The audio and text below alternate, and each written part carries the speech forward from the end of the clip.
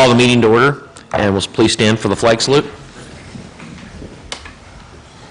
I pledge allegiance to the flag of the United States of America and to the republic for which it stands, one nation, under God, indivisible, with liberty and justice for all. Okay, will the clerk please call roll? Where is she? Mayor Paul Aziz. Oh, here. Councilor Wayne Reeskamp. Here. Councilor Barry Scott. Committee Member Dean Barnes. Yep. Committee Member Ralph Gaston. Here. Councilor Rebecca Grizzle. Here. Councilor Floyd Fisher. Committee Member Mary Garner. Here. Committee Member Kim Olfers. Here. Councilor Jason Bolin. Here. Councilor Bob Elliott. Here. Committee Member Todd Jestrin. Committee Member Carrie Jeffers. Here. And Sarah, I apologize. I didn't realize it was you. I just looked. Okay, first order of business is the election of the Budget Committee Secretary and the Committee Chair. Let's start with the Committee Chair. Do we have a nomination for the Committee Chairman person? I nominate Wayne Reeskamp. Second motion. Ouch. It's been moved and seconded that Wayne Reiskamp is the Committee Chair. All in favor? Aye. Opposed? Aye. I'm glad you're sitting up here at the front, Wayne. Excellent. I just read the minutes from last year and thought it went really well. It actually did. It looked like it. Second up would be the Secretary. Any nominations for the Secretary?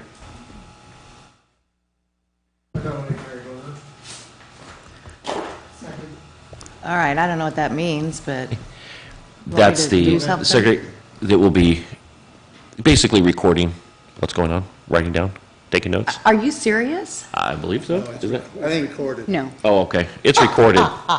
So, Aren't we recording it, Karen? We're recording, but I'm taking notes. Okay, so what would a secretary do? I'd be happy to do it if I don't have to take notes. I second. Yeah.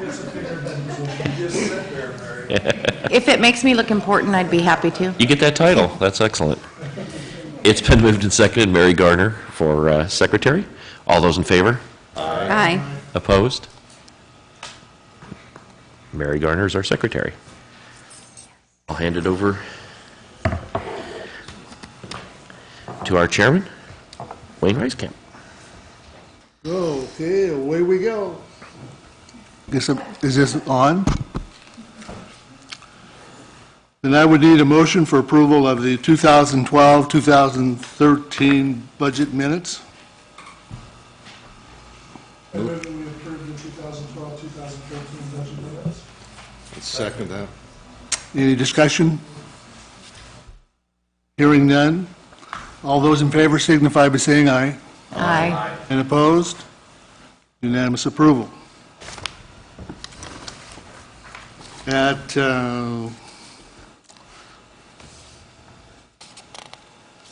I'll open the public hearing now on the, discuss the state revenue sharing funds at 6:35. And that is going to be done by John, I assume, or Dean. It is a public hearing, so we're looking for testimony from the public on the city's use of state revenue sharing, and I suspect state revenue sharing is just a general fund revenue item. This is a requirement of the state each year that we hold a public hearing asking the public for their comments on our uses. We have to do a resolution when we do revenue sharing, stating that we provide police services, parks, recs, libraries, a number of services. That's one of our requirements. The other requirement is a public hearing chair. Seeing no input in the public hearing, then I would close that at 6:37. Next item on the budget is, on the agenda, is to open the public input on the city's proposed budget. And Mr. Chair, again, this is to solicit input from the public, and then following the closure of the public input, Budget Officer Dean Baugh will go through the budget presentation, and then you'll also hear from the department managers on their individual budgets. But this is the opportunity for the public. Anyone in the audience that would like to have input on the budget document? Okay, seeing none? That's not a public hearing, I don't think, so we don't have to close it. So we just go to the presentation of the 2013-2014 budget by Budget Officer Dean Baugh. Thank you, Mr. Chairman. So first, I'd like to thank everybody for being here, for participating in the Budget Committee. This is kind of an important role because this is what sets the direction for the city for the whole year. So, and it's the first, an opportunity for the public to see our budget and listen to you guys talk about it, especially when we're on the TV now. So I do appreciate your time here because it's a big document to read and to understand. So what I'd like to do start is just with a general overview of the budget for those who are looking at it for the first time and even for those who have looked at it before. The best place to start is in the budget summary. If you would go to page 5 of the budget summary section, you'll find the summary by fund, a fund type summary. What this is showing you is just a quick snapshot of what the budget was last year, what it is this year, and how it had to go. So you can look at the general fund. Last year was $9,392,335,000. It's up to $10,733,206.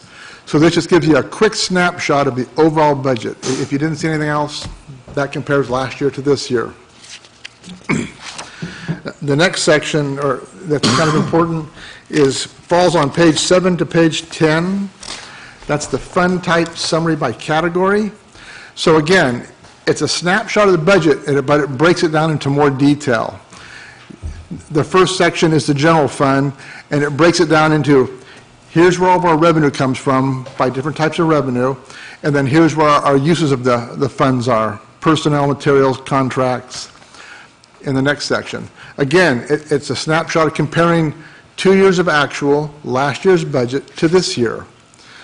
So these are just quick overviews, and you can break it down to the general fund, debt service, enterprise. So it's each type of fund that we have is broken down into these sections for a quick view of each type of operation the city does.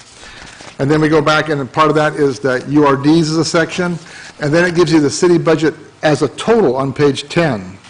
So you can see that the city budget last year was $57,555,609. And that's the line right above the graphs. This year's total budget is $59,333,865. So it's an increase of like $1.7 million. Now what's interesting, if you go in there and you take out all the interfund transfers, which you'll find those listed on page 12 to 15, and so all the interfund transfers, if you take those out of the budget, we actually had a reduction of the budget of $372,000 compared to last year, if you take all the interfund stuff out. And by interfund transfers, I mean, when we talk about the IS budget, that's an internal service fund. All the other funds transfer money into that budget to fund the computer services. So it's an expense in the general fund, it's a revenue in the IS fund, but then again it's an expense in the IS fund. So we really, in our $59 million, we've expensed that number twice. So that's what I'm saying. If we take that out, the overall budget actually reduced by $372,000. The general fund went down by $96,000 if you take out the interfund transfers. So this budget is a very conservative budget this year. There's not much in it. Now I want to real quickly go over some of the assumptions we used just building the overall budget, and then we'll get into each one of the directors going through their individual budgets with you. So on the assumptions, property taxes, we looked at about a 3% increase in our assessed value.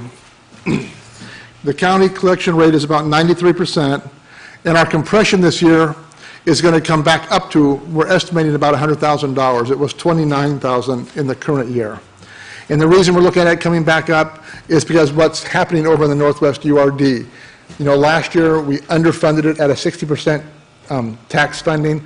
This year we're back up to 100%. So that's going to change the way some of that property tax revenue is allocated. A bigger compression will hit the general fund. Payroll assumptions. We have two unions and the exempt employees, so Teamsters, ASME, and exempt. There's a 3% increase in net payroll in here for each of those categories. And that's all based on the union contracts that were negotiated. PERS rates. Our PERS rates went up about 4.5% across the board. If you look at there's three different categories of PERS: Tier 1, Tier 2, the OPSERP, and then OPSERP for police. Each of those sections went up about 4.5% in our PERS rates. I know there's some stuff going on with the legislators that could affect our PERS rates, but right now, none of that is in effect in our budget. So if they come back here in 2 months and say, oops, rates are going to go down, that's not represented in our budget. We went with the rates they gave us a couple months ago, being conservative. Insurance rates for general liability went up 11%, auto went up 10%, property went up 10%. And then this year, every 5 years, our insurance company comes out and does a physical assessment of all of our properties. So that was done this year. So all of our properties went up in value this year. And we don't know how much that's going to affect our rates yet. So what we did is we added an extra $10,000 in the budget for the large increase in assessed value. So hopefully we've put enough, and hopefully we've put too much. So we'll find out when our actual bill comes. Workman's comp rates, we calculated in 15% in the budget, but these last few years have been kind of rough on our workman's comp fund. And we have a meeting set up the first part of June with the insurance company to talk about our workman's comp rates. I have a feeling it's going to go up a little bit more than 15% because it's been a rough couple of years. Under personnel, so this budget includes a 4.975% decrease in personnel. So we've eliminated 4.975 positions. Those were the assistant city manager's position, the public works director, a public works division manager, a building official was reduced. That was moved over and now is covered by a contract. A police lieutenant, and then we increased police part-time up 0.25% to make it a full half-time position that they have over there. Also under personnel, this includes moving payroll back to finance. It eliminates one administrative position in admin and then adds back an HR staff position into admin. And it changes an accounting specialist position to an accounting supervisor position. And the final thing is, a few years ago, council requested that we try to maintain at least a 10% contingency. There is a 10% contingency built into this budget.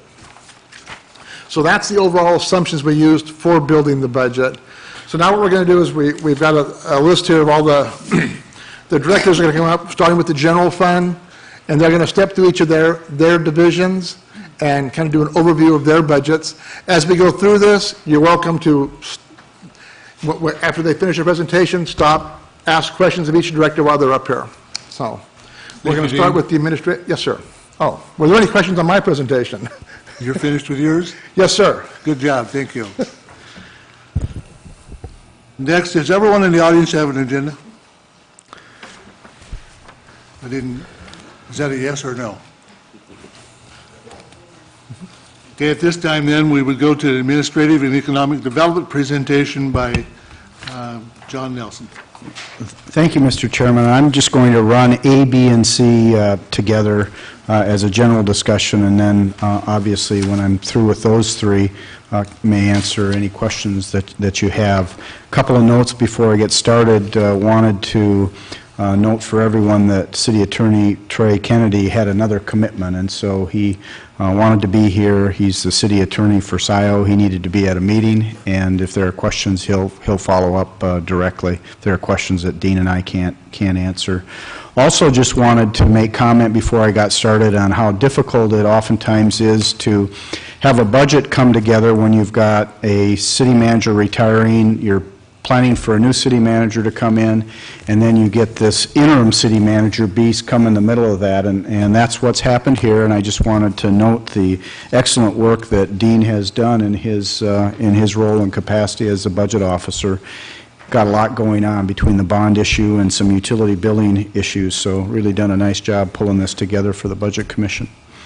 The personnel changes that Dean talked about on A, B, and C of your agenda are displayed on page 235 of the budget, and it really shows how the 3 divisions of administration, 6 positions last year, 1 has been transferred to finance, the payroll, and then the assistant city manager is no longer budgeted. So in effect, the administration department will have 20% less people to do the work, and I would suggest from past experience that that doesn't necessarily correlate to 20% less expectations on the amount of work and the quality of the work that the office needs to do. So we're going to be spending some time here over the next couple of months just figuring out how we can make sure that we do what the City Council wants us to do in the administration, economic development, and HR areas.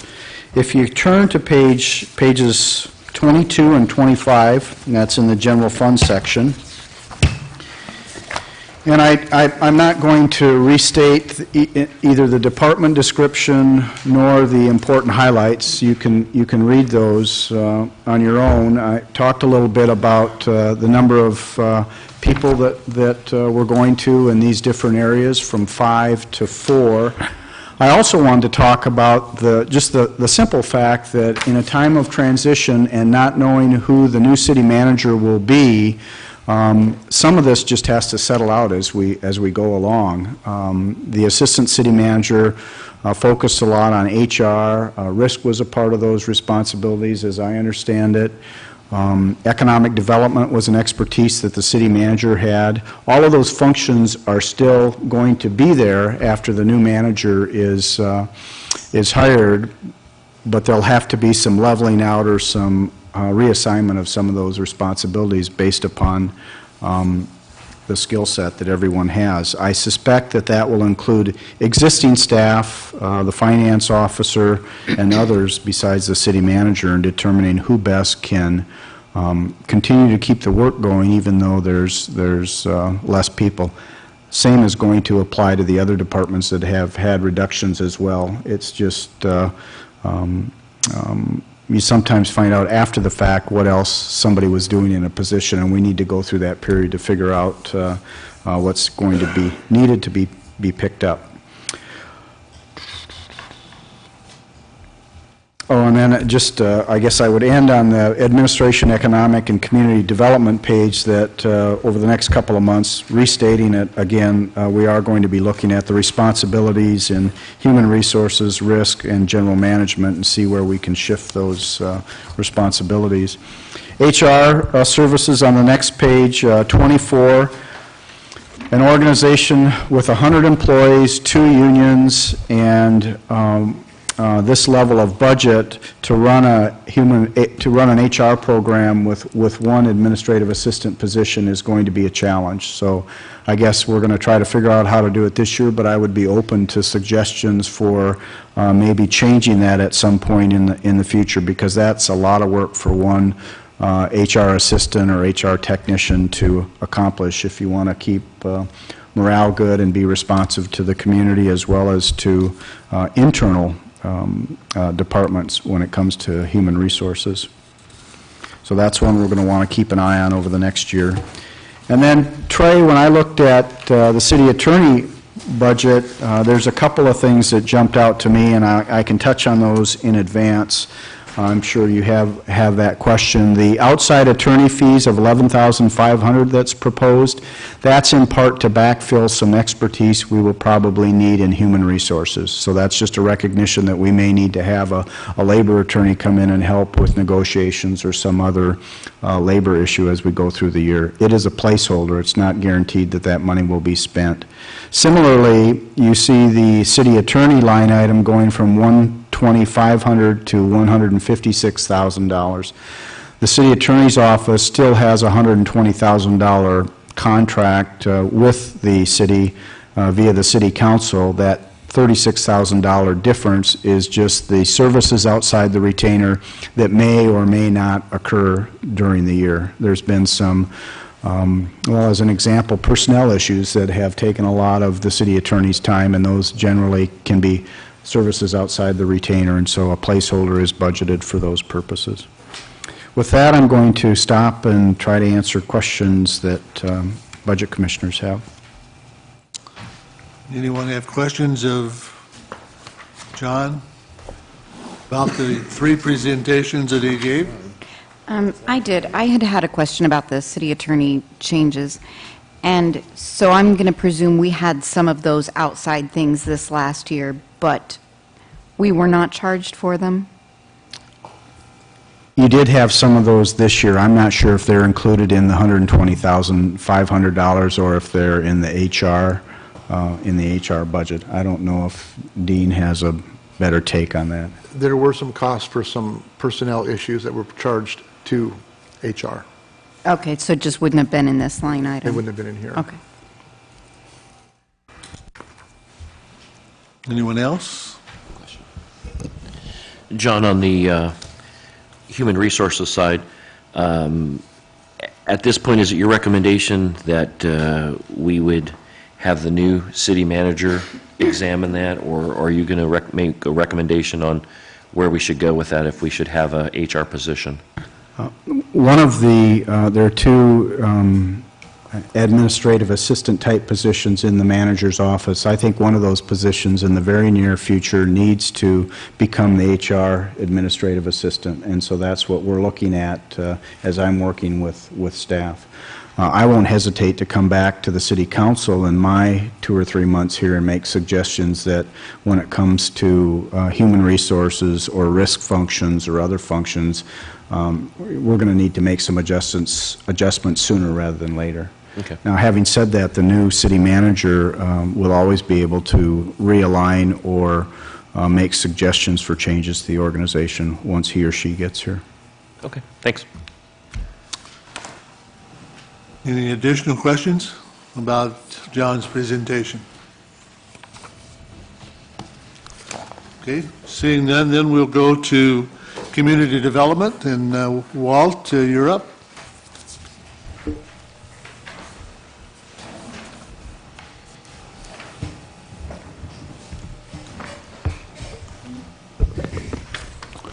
Too loud? Oh, okay. Chairman Reeskamp, Mayor, members of the Budget Committee, good evening. For the record, I'm Walt Wondolowski. I'm the Community Development Manager here in Lebanon. I have two budgets before you this evening. One is the General Fund Planning Services. Second one is the Building Fund, which is an enterprise fund. Those two are linked, and I'm wondering, before I proceed, should I work through both of those, or would you like me to do those separately? While you're up there, we'll do them both. Okay, thank you, sir. The first item is Fund 126, which begins on page 28 of your budget. This is basically the planning services function of the Community Development Department. We also do building work as well, and a few other things which I'll get into shortly. Basically, we provide complete planning services for the city. If you're looking at partitioning property, you have a land use question, you want to know about setbacks, you want to know what you can or can't do with your property, we are the department that handles that activity. We are open to the public. We have a zoning counter. Obviously, we answer our emails and pick up the phone. I'm also proud to say that we will coordinate with other departments in the city and also agencies with regard to working with developers on proposed projects through our development review team process. Also, one of the other functions is, as a staff planner, so to speak, I'm responsible for making sure our documents are up to date, comprehensive plan amendments, development code, fact, I'm looking at working on some amendments to our transportation system plan in the near future, and obviously involved in special projects, for example, Partners for Progress, working on urban renewal district amendments as well. I also like to note that the department staff plays a major role in supporting other departments, especially Public Works, through engineering and maintenance. For example, there's a capital improvement project that's out for bid. It'll be Community Development Department staff that will put together the bid packages. If you want to reserve a park, you come to us. You want to get an RV space at Gill's Landing, you come to us. We operate the backflow program. Tree City USA is handled through the department. Any public event application and review, licenses, highway banners, and we also coordinate the grants programs. One of the office assistants made an interesting comment. She said, if you don't need legal services or checking out a book, going to a program at the senior center or paying a water bill, you're probably going to be seeing us. So right now our staffing is 2.8 FTE. Last year was 3.55. We anticipate keeping the 2.8. That includes 2 office assistants plus my position as manager. We did have a change last year on 2 personnel issues. One of the office assistants was only working .75 in the department. Last March, that was increased to a full-time position. So we added .25 for her time, and then the building official resigned last year, and that position has been filled through a contract. So essentially, we're handling the building and planning activities with that level of staffing, in addition to work with the other departments. Now, I know the second thing we do, sort of our primary function, is our building program. This will be found on page 59 of your document. We offer a complete building program, plan review, inspections, final occupancies. We can handle residential, commercial, industrial, institutional, building permits, plumbing, mechanical. The only thing we do not do is electrical permits. Those are handled through Lynn County. I'm also pleased to say that we have a very close coordinating position with the local fire district. It is my experience, in fact, this is probably the best situation I've been in terms of that coordination. Frankly, you can get a building permit ready for occupancy, and a fire marshal can walk through and make 10 changes. We don't do that here in the city. We coordinate with the fire district, and I'm very pleased with that relationship. Essentially, we've been working on the e-permitting program, has proven to be a success. I believe most of the mechanical and plumbing permits are done online now. Literally, a contractor does not even have to drop by the office. They can do everything online, pay online, and get their permit online. We hope to be expanding that as time goes on.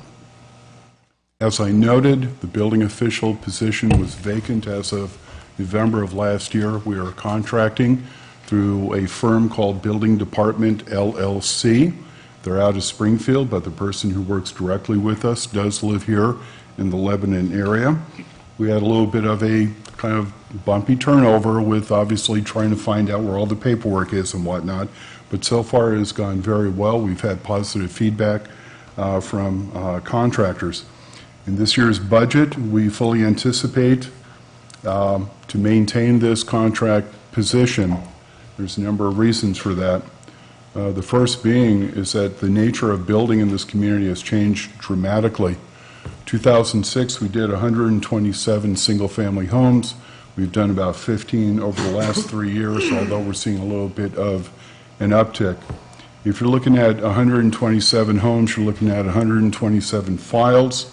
You're looking at 127 possible different people to deal with. You're looking at 127 set of inspections and all the paperwork that goes with those 127 files, not to mention the 127 different sites you're going to be working at. We recently, in fact, nearing completion on an apartment project that is providing 60 new residences, residential units, one site, one building file. Essentially, it's just been a lot easier to do a lot of the work due to the nature of the change here. This also brings up an interesting point that our fees are remaining fairly steady.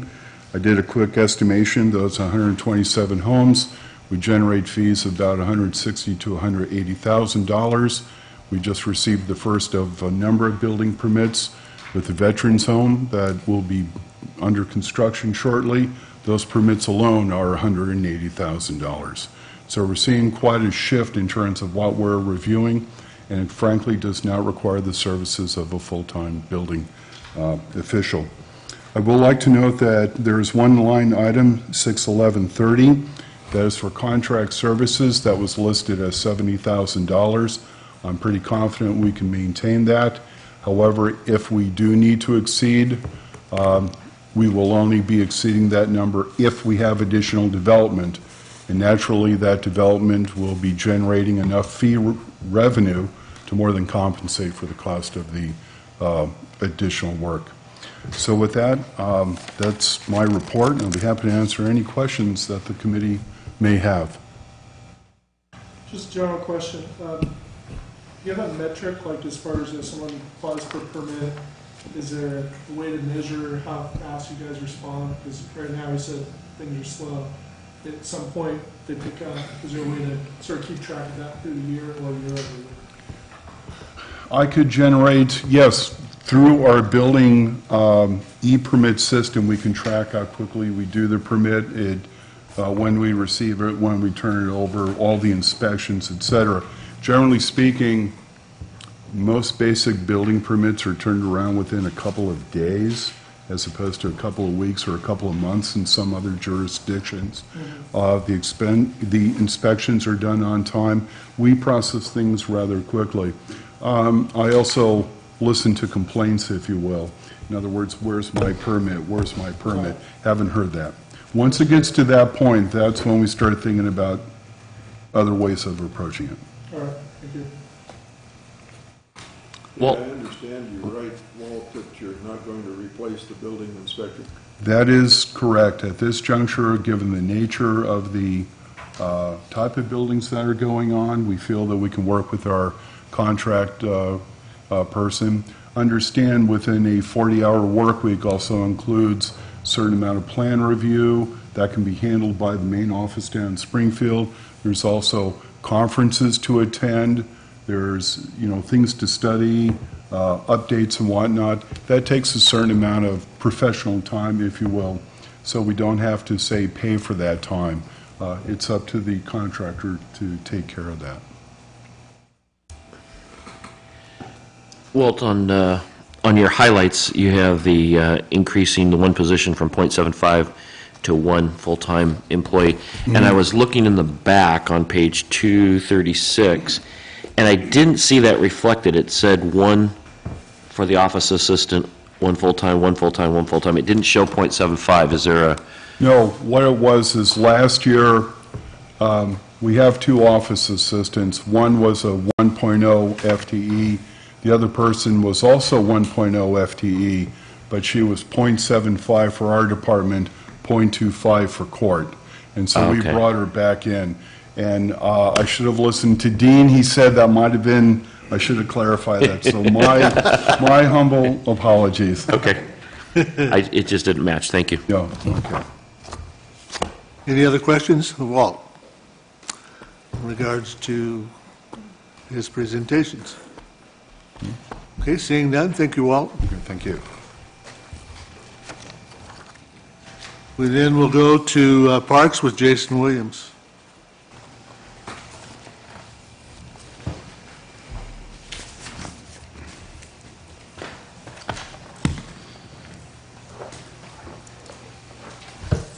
Thank you, Mr. Chair, Committee. My name is Jason Williams, the Maintenance Department Manager. The Parks Fund has no significant changes this fiscal year, pretty limited on revenue. We have one area to point out on important highlights. the park section has had a reduction of 2 full-time positions. That's not accurate. I didn't check that from last year's budget, so please disregard that and accept my apology. Disregard that completely? Yes, sir, please. That's old news. We are kind of in a holding pattern in parks, just basic maintenance, turf maintenance, trees, shrubs, basic grounds that we maintain now is our focus. We are actively looking for funding to replace some failing structures that we have in our system. Have been unsuccessful so far, but we're going to continue to try. Really, not a lot of change there. If you guys have any questions, I'd be happy to answer them. I would say that's my concern with parks is, you know, it's nice we're getting a new gazebo. That's awesome. But we can't maintain the facilities that we have. I mean, River Park is just a nightmare. So at some point, we need to find the funding to really renovate or rebuild what we have before we take on new projects. I agree. What kind of buildings were you talking about that were on, like the bathroom type? Yeah, the restroom building and shelter at River Park is in some really sad shape. Replacement cost is going to be $120,000 to $200,000, and we're just have been able to secure the funding to get that done. Century Park restroom building is in just about the same level of shape, and in order for us, you know, it's just finding the money. So we're actively searching out grants, trying to find other sources of funding. We'll continue to do that. Thanks. Welcome. Jason, there's a sort of street rumor that we are going to have to demolish the River Park structures because of health and safety. Is there some truth to that, or? It may be closed. It may be closed as early as this season if it continues to deteriorate as fast as it is. And we may have to just use portable facilities until we can secure some funding to get it replaced, unfortunately. It's really not a maintenance issue. It's just the structure itself, through settlement, through the way it was constructed. It's just not suitable. There's no access to any of the plumbing. It's in the concrete walls. So there's no mechanical room like we would have in our other buildings. So when we have a failure, it's fairly significant. You know, those, especially River Park, that's a park that brings considerable amount of tourism to the community, and somehow or another, in my opinion, we need to correct that situation as soon as possible, and I mean even this year. How we go about that, I think waiting on grants is somewhat, well, it's going to be not short-term, I think.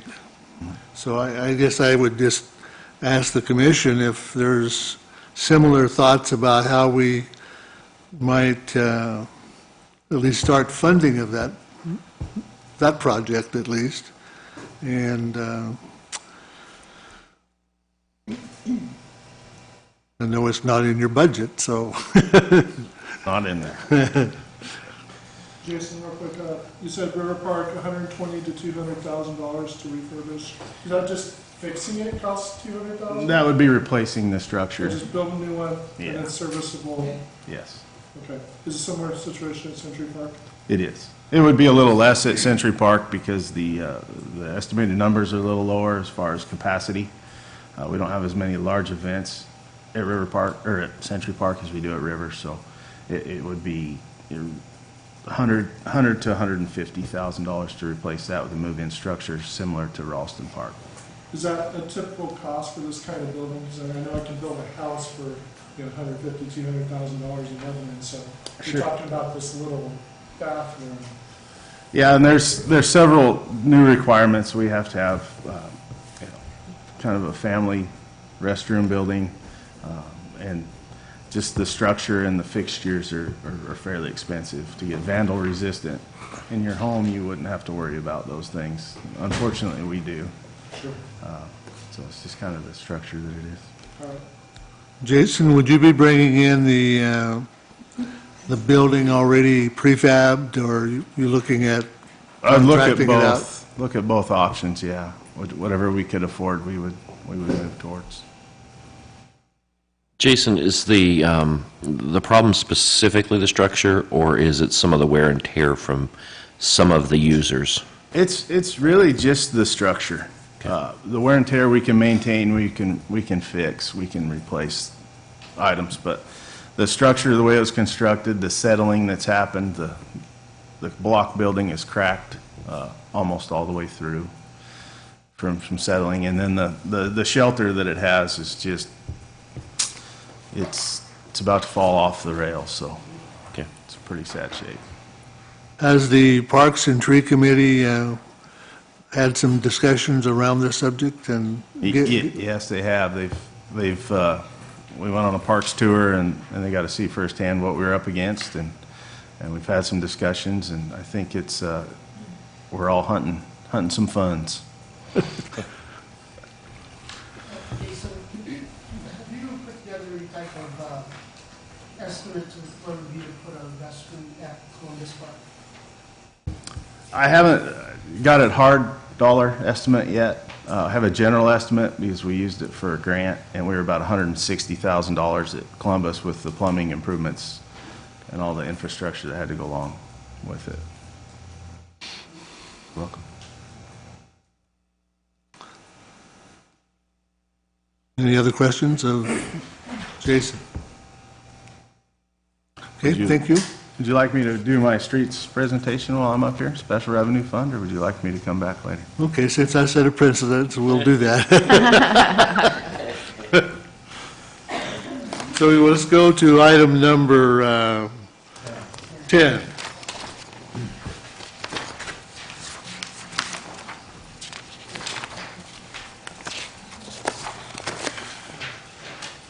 I know you don't have enough money for this one. Page 124 of your document. Which page?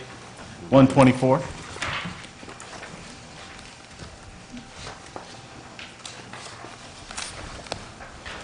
Our streets fund is a special revenue fund funded from state gas tax. We have had an increase in revenue from last year. We got a raise. Revenue's coming in just as projected. We're able to save some of our revenue year to year.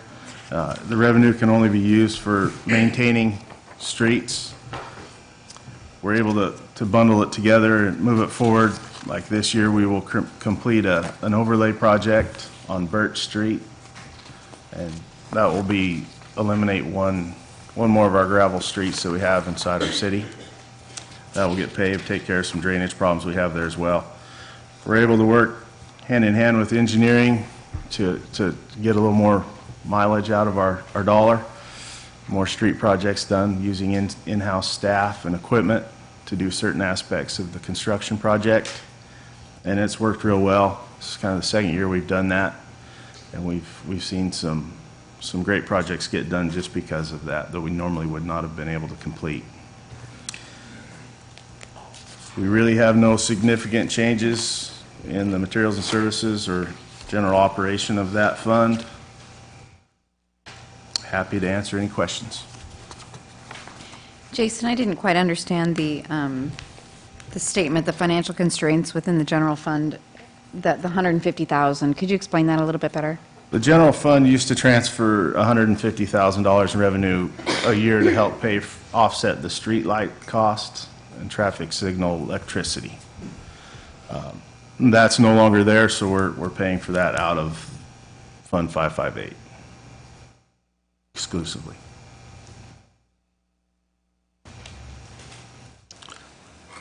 Jason, what's the obligation, I guess, Pacific Power has in regards to maintaining streetlights? Pacific Power they will maintain everything on a wooden pole. We get billed for that. We get billed for the usage of the streetlight electricity.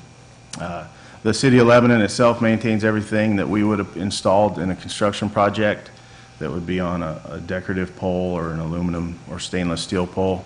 The power company does take care of everything on a wooden pole. We're not allowed to get on those. Thank you. Any other questions in regards to light poles? Okay, Jason, thank you. Thank you all. Okay, we'll go back up to finance. That would be Dean Baugh.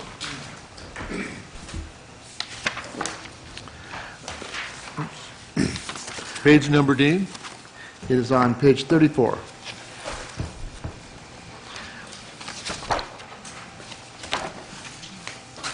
And before I start finance, I saw a few confused look when we jumped over to parks, because y'all turned the page and we skipped Fund 1, or Department 130, which is engineering.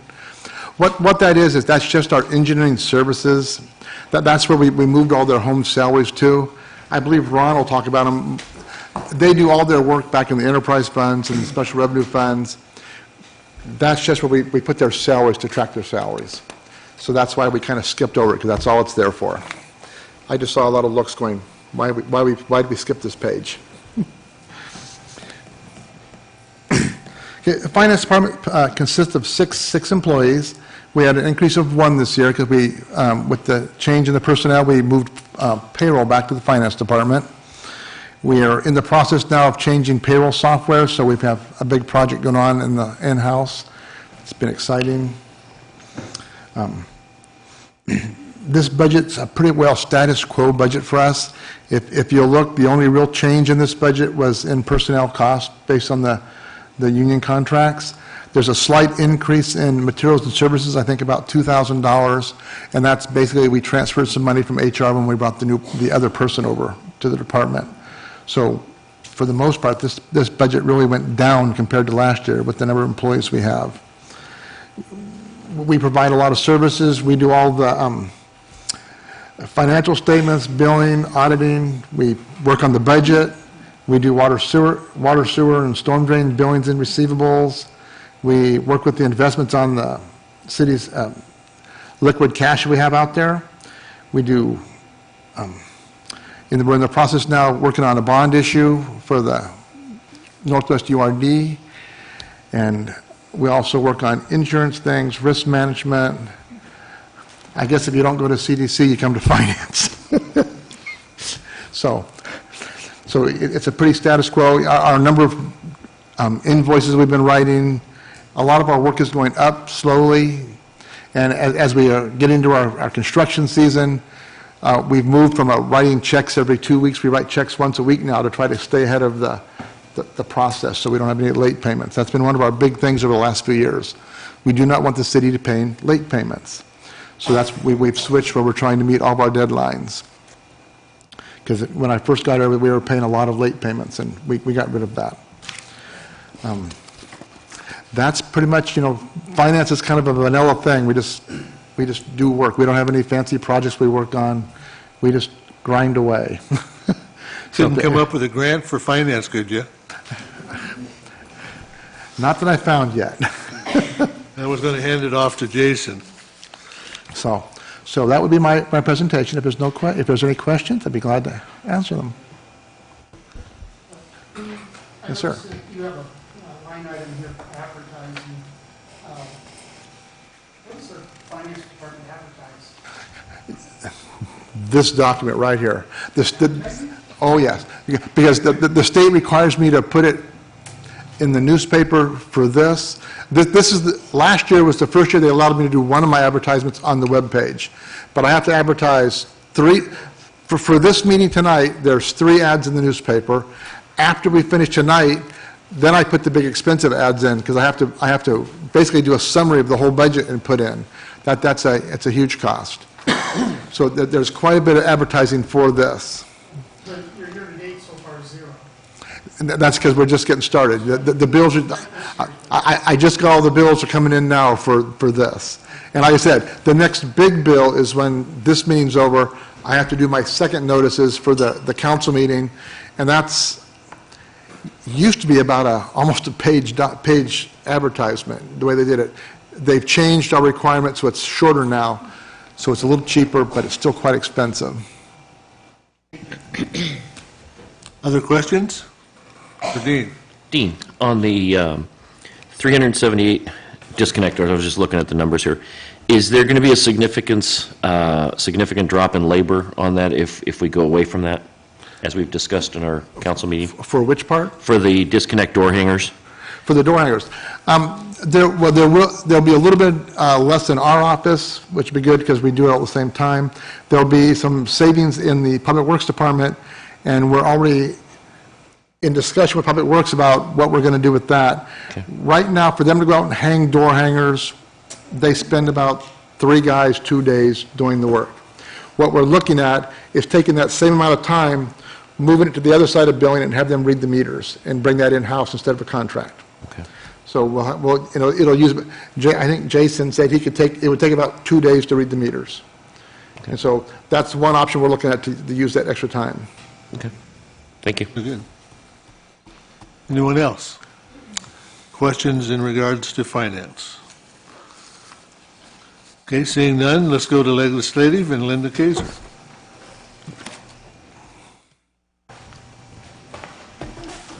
Good evening.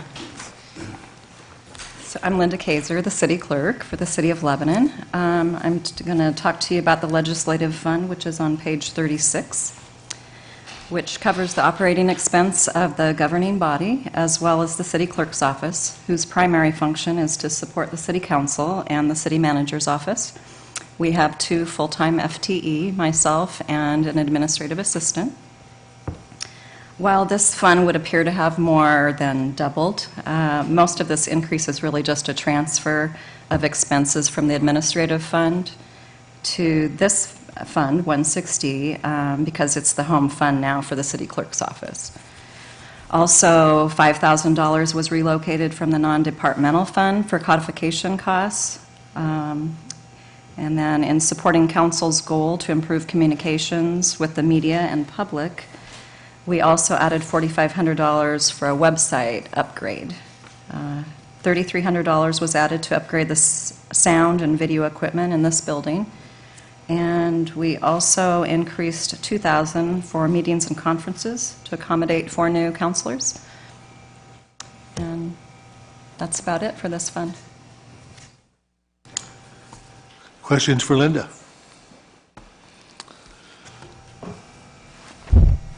That was easy. Thank you, Linda. Thank you. Next on the agenda is library and the library trust. We have Kendra.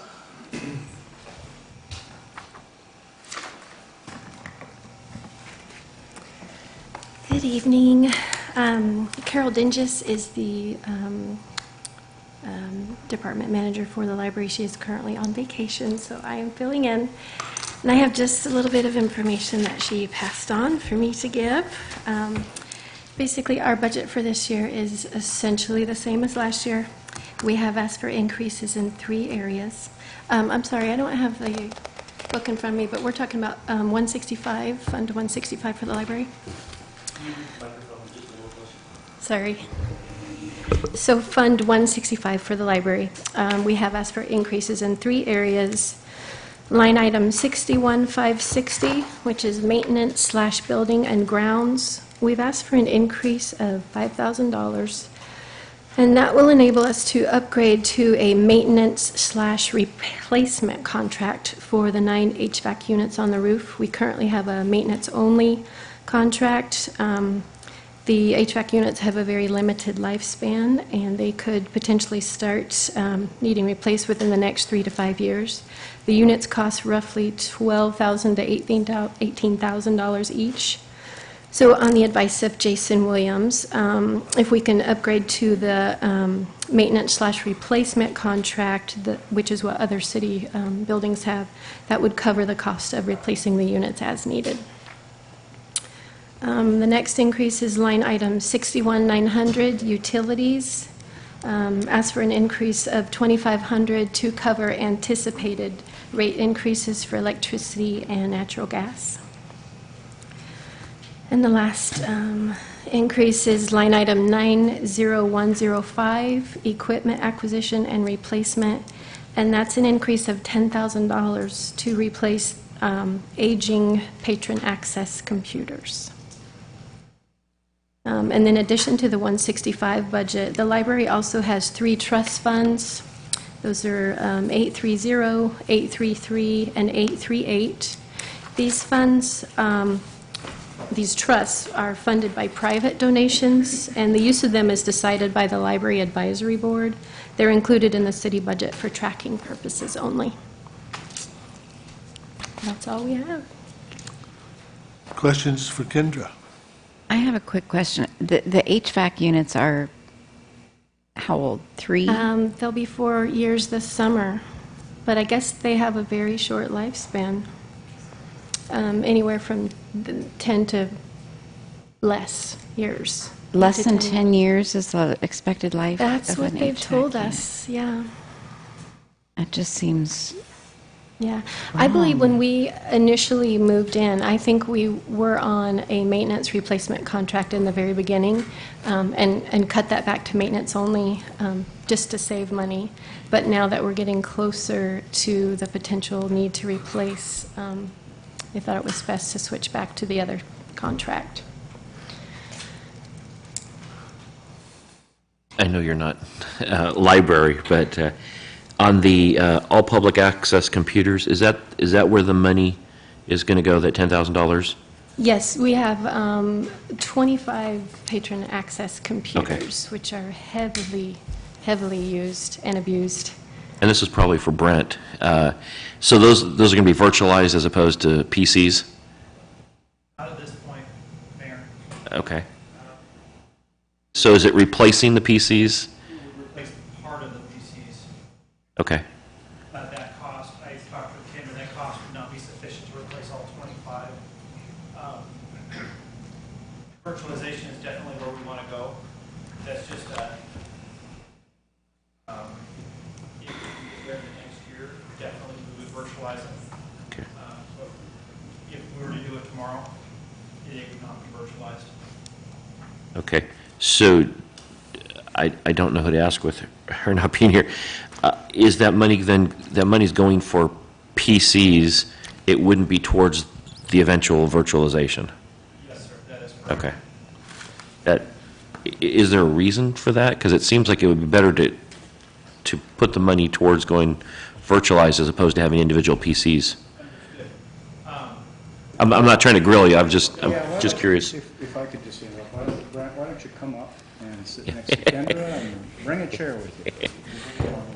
We got to pick this up. Thank you. I show something. From yelling? Yeah, we have a UCS system, so a Cisco UCS system. We have 6 blades in that system, and 4 of the blades are dedicated to servers, and 2 of the blades I purchased specifically for virtualization. We've been working on that process for the last year of virtualizing, and as I keep telling my guys, it's like peeling an onion. So it's been difficult for me personally. This is not a system that I had a background in, and there was some cleanup that needed to be done, extra storage that needed to be added. And a lot of we did a budget amendment in January. A lot of that cost has gone to reconfiguring and stabilizing that virtual environment. Right now my focus is on stabilizing the servers.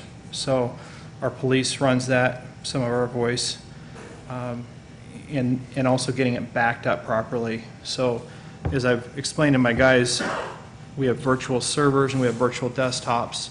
And until I can get the virtual desktops in a stable environment, I'm really hesitant to move forward on the desktops. I tried moving forward parallel, and it honestly, I burned myself a few times. So that just so we can get moving forward on one, let's get there and get stable. That's why a lot of the upgrades for desktops in the past year, Mayor, have been physical boxes, understanding that that's not where I want to be in the end, but as a short-term solution, I had to kind of pick my battles because I did not have the resources to properly implement the desktop piece of it. Are we having problems with the desktops that are in the library for the customers? Patrons? We have 25 of them, and I would say they are starting to go out here and there. So, like one actually I brought over to you to look at soldering the sound piece. You know, a hard drive will go out here, a sound card will go out, a keyboard will take a hit. Richard had purchased all-in-one units, so really nice units. It's just when a component breaks, it's hard to pull the component out and replace it. And he'd gotten some really good, you know, cheaper ones. If we just went with normal attrition, you know, over the next year, we'd probably lose 3 or 4, so we would end up with 20. So on a heavy day, almost all those machines can be used in the library. I'm very surprised at how much usage they get. On a slow day, you know, you've got a couple people, but Kendra's right, they get used heavily. And that's a discussion that Richard and I have had multiple hours, you know, going back and forth, because to virtualize 25 machines, that's a project in itself, and it's a pretty complex project. Sure. So if we were to do it short-term, and I've talked to Kendra about this, as well as Richard's very much in favor of virtualizing, but we got to keep our eye on the prize, and that's getting those servers stable and making sure I've got the core network environment I just don't want to see us spending money on PCs that are only going to be used for a year and then switch over to virtualization. And just for the committee's benefit, the virtualization is basically, instead of having a computer at each desk, you basically have almost like a dumb terminal with just a screen and a keyboard, and all of the information is really being done back in the big server room. So that's, the idea is then you're not replacing, you know, $600-700 computers each time. Yeah. It's just keyboards and terminals, essentially. I did have a question. We do desktop virtualization where I am, and what we've done where we couldn't immediately virtualize is buy a lower-end PC. Yep. That's suitable as a dumb terminal, as well as having, I don't know if that figures into what we're budgeting here or not. Yeah, well, when we're starting the virtualization process, we bought zero client Weiss P60. All it was is just flash, so you plug your components into it and it boots up, and there it is. Those are about $300. So, you know, if you wanted to go cheap, yeah, we could do a low-end PC to effectively do the same thing. We were thinking rolling those out with this zero footprint client if you're going to go virtualization, because that was fewer components for an end user to break. It's either on or it's off. And, you know, if the committee wishes, we could certainly look at that, say that's the goal, is to virtualize the public access computers in the library. And depending on the timeline, you know, that becomes a priority for the IS department, and, you know, we can make it happen. I had prioritized differently. That doesn't mean it has to be that way. And you're absolutely right, Mayor. Virtualization is the way to go. I don't know that it's necessarily going to be cheaper, because I'm been surprised at how much the back end costs in order to beef things up and to get licensing. Once it's in place and if it's managed properly, it's going to be far easier to manage on an ongoing basis. Yeah, I think the savings is in the long term on something like that, where you're... Like a 5-year return. Right, you're not replacing computers all the time, you don't have parts to replace, yeah. And it is easier to manage from your end, once it's running right. Once it's running right. I understand. Yeah. Okay. I would add, we have, out of the 25, we should have, I think we currently only have 21. We've lost, some have just completely died. And as far as patron access, on a monthly basis, routinely, over 2,300 patron logins per month. Wow. Yeah, so we're only open, you know. Every time I've been 50 there, hours it's a week. packed. Yeah, It is. Yeah, they're frequently, you walk in and it's standing room only, just people waiting to get on the computers. So. Some patrons actually do some business in there. I've met a couple helping them in the last few weeks. They're you know, they're waiting, they're changing offices, or they're working out of their home. They just need a quieter place to come because of the facilities the public library has. And so it's definitely a benefit to the community. Mm-hmm. What do you know about HVAC units? I don't feel very satisfied on that issue. You don't know anything? Me? Yeah, sure.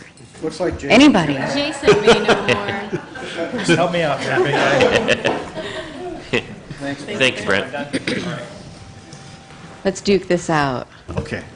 The increase in the HVAC is, it's not to replace the entire unit. It would be to replace one of the 9 compressors or condensers or controllers or switches as they go out. It's a maintenance agreement. The same agreement we have at City Hall or at the Justice Center, the maintenance shop. The library is They're the 4 only years only old. building that doesn't. That just kills me. They are.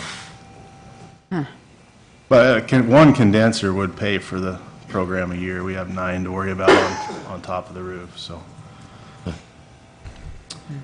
That will be our only cost as far as HVAC is concerned. And what's the difference in a maintenance versus maintenance replacement contract? I think it is about, you have the notes. So we're asking for an increase of 5,000. It's a little under 5,000 a year, about 5,000 a year. All right. So when we built the library, was there were multiple choices about HV and how we went about that. Did we lowball it with the quality, or? I don't think so. I wasn't involved in that process at all. I don't think so, though. I think they're quality units. I think the amount of use, 24/7, 365, and the volume that they're asked to do daily is pretty high demand. Yeah. But we haven't had a major breakdown in any of our facilities so far. We're concerned with the prospect. Satisfied with that, Rebecca? Nope, but let's move on. It's almost my Thank you. bedtime. I think it's very reasonable. Any other questions for the library? Thanks, Kendra. Thank you. We will then go to municipal court.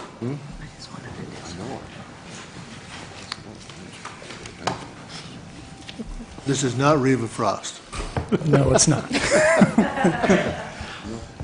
Good evening, Frank Stevenson, Chief of Police, City of Lebanon. I had asked to come and give a real quick presentation on the courts. Basically, there is no change within the budget when it comes to the courts.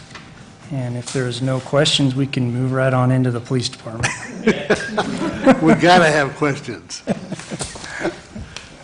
Any questions of Chief Stevenson on the municipal court?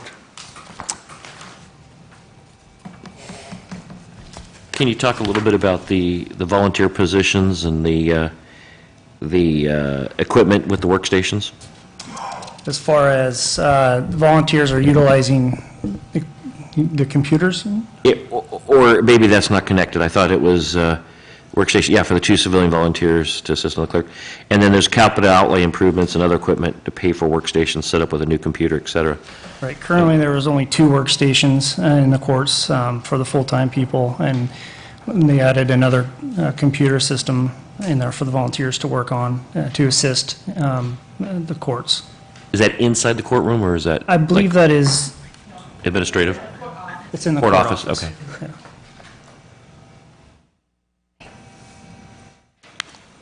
And a question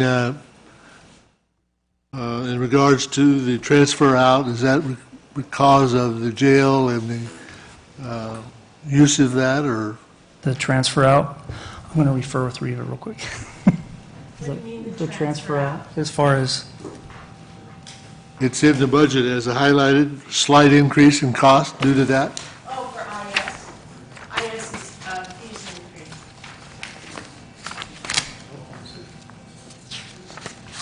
It's, yeah, Reva, why don't you come up, but I suspect it is the spread of the shares to fund the Information Services Department, and it's a slight increase to Right. municipal court. Right. Okay. Thank you. Anything else? Any other questions? Okay, then we'll go to Please. Page number, Frank? 46.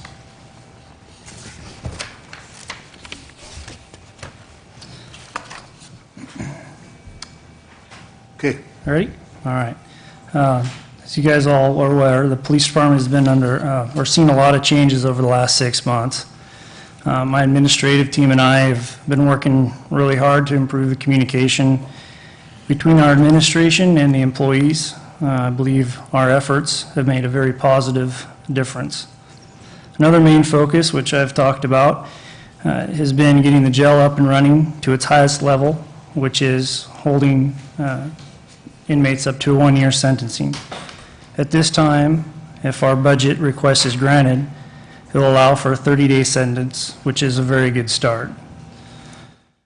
We have begun to line up medical personnel to perform the required medical evaluations on prisoners incarcerated beyond the 14-day limit. Another goal has been met over the past 6 months, where TVs have been installed in each of the day rooms of our jails. This will help for the inmates when they're being good time, which will also help maintain a subdued environment, which is a good help for us. When we were looking at the jail, we realized that our recording system was only keeping for 3 days. Now, with the help of IS department, our camera recordings are up to 1 year. We've installed collect call only payphones in each of the day rooms, and we also provide each inmate with the option of purchasing a calling card. This is going to be a tremendous help, because as it was, officers would have to come in, inmates would have to be released, the inmates would have to go use our phone on the city's dime to make calls. So now they can make collect calls. All the phone calls are recorded, which is also a good investigative tool. In January, we began a reorganization process, an effort to add the efficient operation of our agency, and have accomplished a lot so far. We've filled several vacancies and have adjusted personnel to better meet the needs of our jail, patrol, and as well as our communications center. Proud to say that we now have 1 full-time officer assigned to the jail to free up officers for patrol. If not for this new assignment, each patrol officer has to come off the road, do an hourly jail check, which leads to showers, which leads to feeding. So there's a lot of things that they're going to be freed up. Not only is this officer going to be working inside the jail, our officer is also going to be doing some specialized patrol in areas, doing demonstration or presentations, be doing some criminal fingerprinting, court bailiff duties, and a number of other tasks that we have for her. We recently reactivated our traffic team, whose main focus will be traffic enforcement and education. We converted 1 vacant officer position to emergency dispatcher vacancy, because that need is going to be so great. With the activation of the traffic team and the ramping up of the jail, double coverage for the busier times is going to be vital for officer safety as well as inmate safety. We hope to implement a program called Cop Logic, which will make it more convenient for the public to report crimes where there is no suspect. This information is convenient for the citizens, and it also helps us to determine where patrol is needed. And then also adds investigative information when combined to make a better case. For the citizen, it's going to be easier for them when reporting thefts for their insurance company. We've also been looking at options to reduce the cost of our records management, dispatch, and mobile software maintenance. We've looked at other software comparisons to what we currently have and carefully weighed our options. In response, our current software company has agreed to lower our software maintenance contract fees and include a free upgrade in their 5-year agreement. Our efforts, with the help of our IS manager, will save the city approximately $167,000 over a period of 5 years, compared to what we would have paid had we not looked into the matter. Our budget requests include enhancements in dispatch, which will help them operate more efficiently and effectively. One large expenditure, which will be largely funded from dollars we have set aside in equipment acquisition, will mirror all 3 dispatch workstations, so all of them are exactly the same. As it stands right now, we have one dispatch, which is the center console, which operates the jail, unlocking the jail doors for officers who are bringing inmates in, and also allows them to come in and out of the jail. If that dispatch center goes down, dispatchers have to move and are basically running from console to console. So we'd like to get everything the same, so everything matches. Crime analysis equipment and training in its use is another item. Will allow our evidence technician to extract important and pertinent information from cell phones and other electronic devices. As you can imagine, in this day and age, this is information that really help in investigations. As it stands right now, we have to take it to a different agency to get these cell phones and other electronic devices downloaded. As far as other accounts go, account 564 is the part-time school resource officer, which is almost fully paid for by the school district. At this time, city only pays for incidentals such as generic equipment and vehicle expense. Account 829 is the police trust account. This account is basically a clearinghouse for donations or gifts given to the police department for purchase of expenses and supplies or events.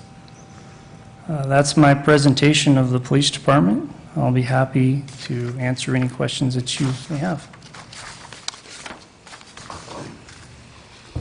Any questions of the chief and his presentation? Chief, just a quick question on the line item for the operating equipment to gain a clearer understanding of the cost of equipment. So is that just in like some kind of a general fund at this point? Right. It's just all lumped into one fund. So we just separated it out to get a better picture and a clearer understanding of the cost for equipping a full-time officer.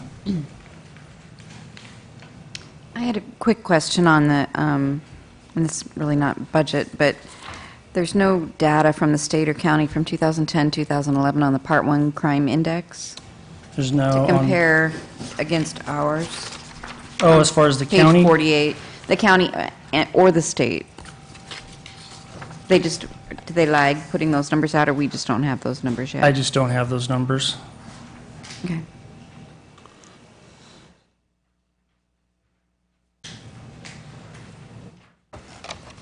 It kind of goes back to the judicial, but I was looking at the like minor violations, actually all the violations, and there was quite a bit larger number, fair larger number on 2011 than 2012. Mm-hmm. Was that due to staffing, do you think? I believe that was due as far as violations, traffic violations? Yes, correct. I believe we had a motor officer operating during that time, which would increase. And in 2012, we didn't, correct? Correct. Okay. Correct. Did you say you were bringing back two traffic units? Yes. We have one that started yesterday, or actually 2 days ago. And by bringing it back, is that additional positions or reassignment? It's reassignment. So your total force from now, today to a year ago, has it gone up, gone down? Correct. It's increased. By how many? 4. We've hired 4, actually 4.5. Those patrol officers? Correct. Yes. And are you planning on hiring any more? Not in this budget, no. Cover shift is going away. We're going to have a full-time, or actually, we're going to have a sergeant plus 3 officers. The cover shift is going to be basically our motors at this point. we do have the option of picking up 2 additionals. So if we do take that option to pick up or actually hire 2 additional officers, those will be our cover shift. So we're going to have, in addition to the motors, yeah. So we're going to have, as it stands right now, a sergeant, 3 patrol officers, 2 motor officers, full-time jail staff, and a part-time jail staff. Well, it's patrol, but they don't like to be called jail staff, so. Chief, how many detectives do we have on staff now? We have 3. We have 3. We have one that specializes in child abuse, major sex offender crimes, so forth, and we have a drug, narcotics detective, and a property crimes detective. So that is another one that we added. We added that additional, not added, reassigned. In the past, when we've had children in terms of their involvement in crime or investigation, did we have to farm that out? No. No? No, we had that, we had the one detective that was dealing with it, and, like to get more training when it comes to investigating that type of children crimes. Okay. Other questions? Okay, thank you, Chief. Thank you. Ralph? So I'm just a little fuzzy here, not comfortable, I should say. Last year, actually budget meeting, I talked with the chief about the police coverage and crime rate. And I know you said you have 4 more officers, but I looked at the calls for service here, and it actually went up by 500, almost 500 deputies, 547. Exact number. It's on page 49 for those who like to see it graphically. I see the type 2 crimes about the same, part 1. Part 1's gone down a bit, part 2 stayed the same, part 3's gracious, a 50% increase. Okay, my thought process is here is, if we've added 4 officers, why is crime going up? Those officers that we've added, 3 of them have been in training, and will not get done with training until probably, let's see, we have 1 graduating this Friday and 2 graduating next month. We recently just hired a certified officer from Sweet Home, so we've trained him. He has just now got on his own. We had an officer who was out on injury. That officer has since returned. Actually, we had 2 officers out on injuries. Those officers have since returned. We've been pretty low staffed. So those 4 you've added really weren't here the whole year? Correct. We just added those. We just have hired them since January. So next year, when we look at these numbers, I should see this chart go down, because now we have these 4 guys. Boy, I sure would hope so, you betcha.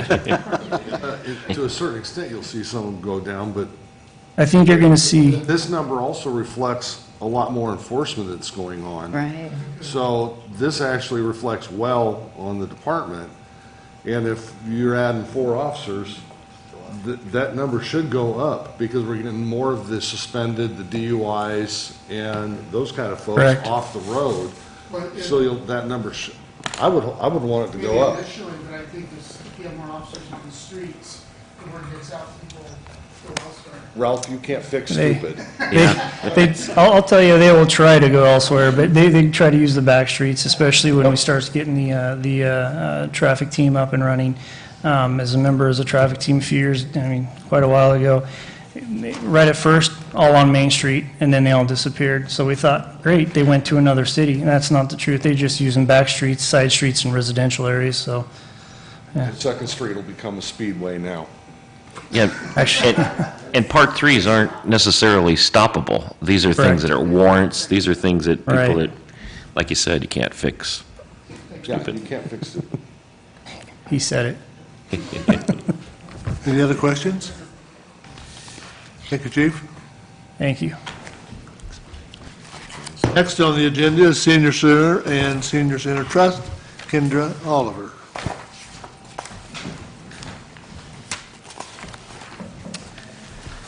Good evening, Mayor, City Council, and Budget Committee members.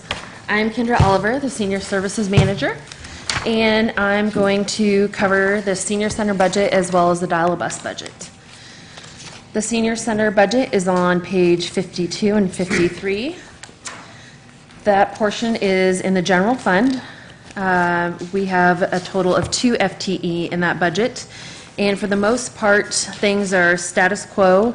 Our materials and services are at the same level as they were last year, with just some slight increases to some transfers out and personnel.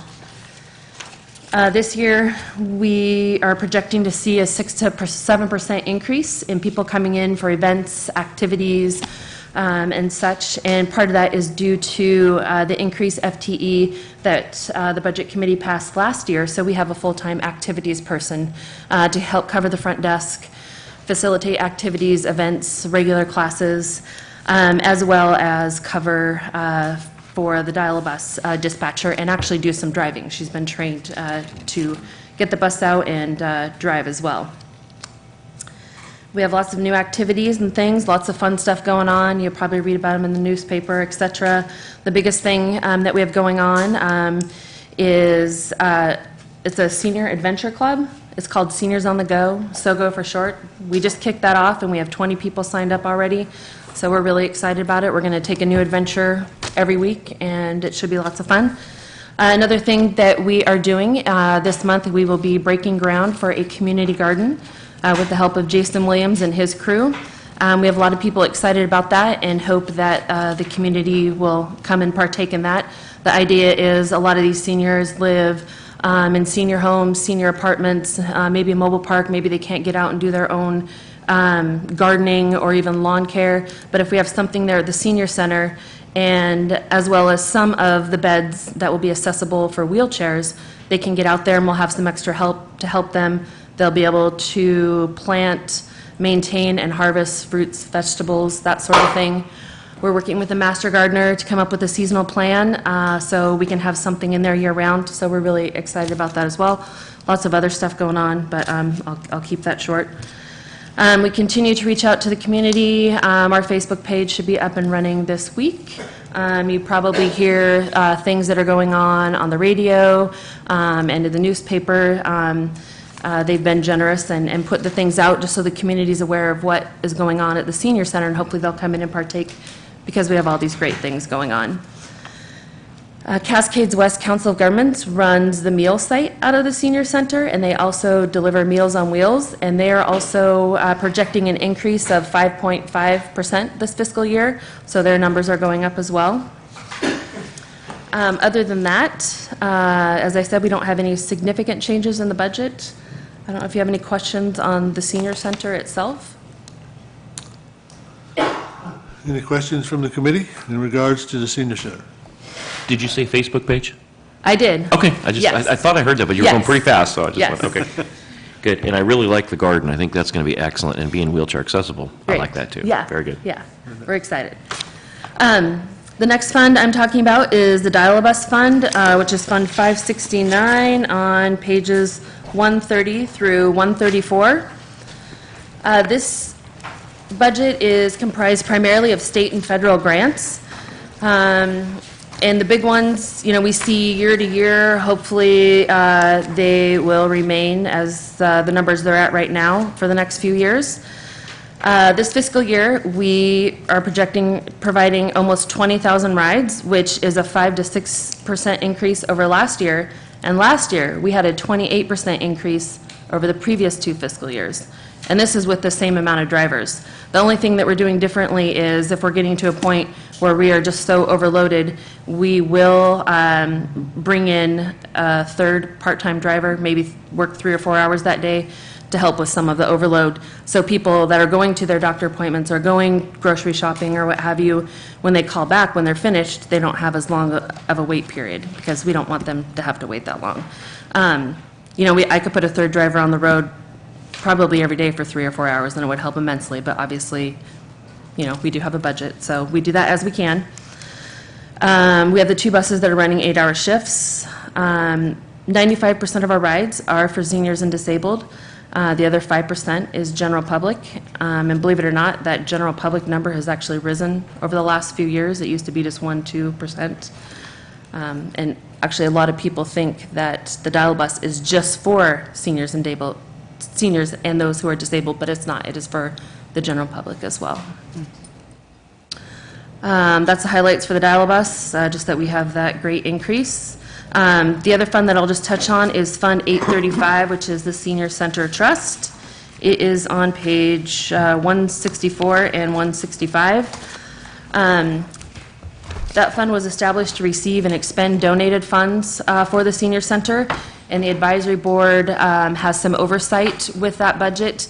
There's approximately $165,000 in there. We did have a large bequest in 2006, 2007 from Louis V. Schultz. That's why we do have the amount of money in there that we do. And I would be happy to answer any questions on the dial-a-bus fund or the trust fund. Fairly well. In 2009, with all the stimulus funds that came out, we were able to purchase 2 of the larger buses, which replaced 2 of the other buses that were in 1999 and a 2002. And we also have a van. And then we have 1 other older bus that's a 2006 that we use as a backup. So we should be okay for the next few years, yeah. Kendra, I didn't really understand the the business energy tax credit item. Can you explain that a little bit? Yes. The Business Energy Tax Credit Program is through the Department of Energy, and the Department of Energy started to include transportation projects, I want to say in 2004, maybe 2005. It was just as I was coming on board with the senior center. So the idea behind it is whatever creates efficiencies, and we're grouping people to drive them, so it's saving energy. We can be a part of that program. And what it is whatever our project total is, so say our budget is $250,000, the Department of Energy has a formula to say that, 50% of that project is eligible because we're saving that energy. And what we do is we have to find a pass-through partner. So a business will partner with us. They will get some tax credits over the course of 3 years. And in turn, they would give us a check for, it used to be $50,000 or so in 2006, 2007, 2008.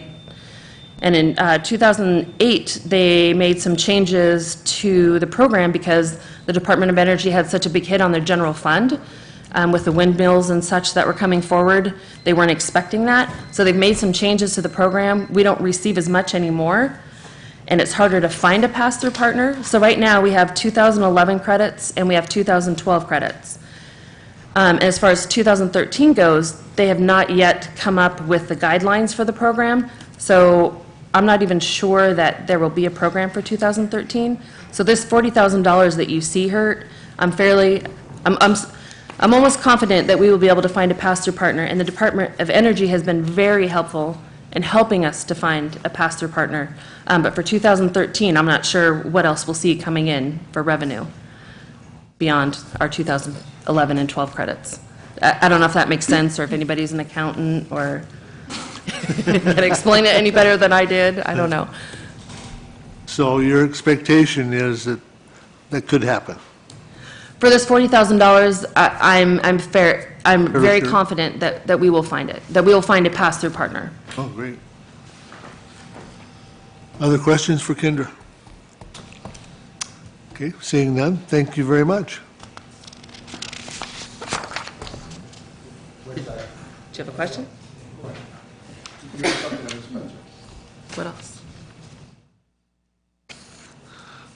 Okay, then we'll go to non-departmental. Dean?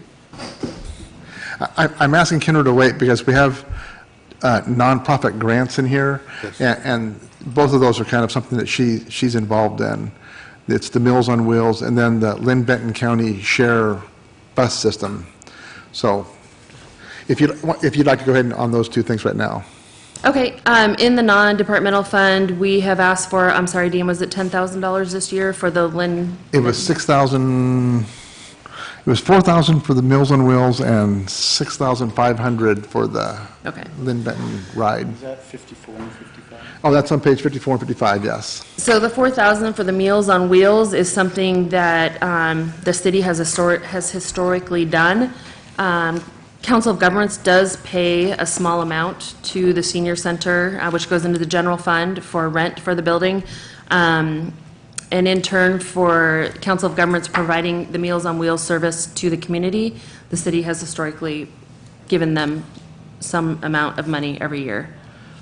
And this year it's for $4,000. Yeah, we've given 4,000 the last couple of years. Okay. Now, the other 6,000 is that Lynn Benton Share Ride program? It is the Lebanon to Albany and Corvallis Loop. I'm on the Transportation Advisory Committee for Lynn County, and the providers in Lynn County are, of course, the City of Albany, then the City of Lebanon, and then we also have the Sweet Home Dial-A-Bus, and they have 2 buses that run routes for developmentally disabled, and they also have the Lynn Shuttle. Their numbers have also skyrocketed over the last couple of years. And one of the needs, or one of the gaps in our system is providing rides from Lebanon to Corvallis to get to the hospital there, or for students to get to school. So Mark Volmer, who is the transportation coordinator for Lynn County, has worked with the 3 main providers in Lynn County to try to come up with a strategy to meet that need. And what they're looking at doing is providing a service from Lebanon that will go down Highway 34, go to the LBCC campus there in Albany, and to the Transit Center in Albany, and then they'll run back out on Highway 34 and get people to Corvallis. It's my understanding that they would run 4 loops daily. They're still trying to figure that out.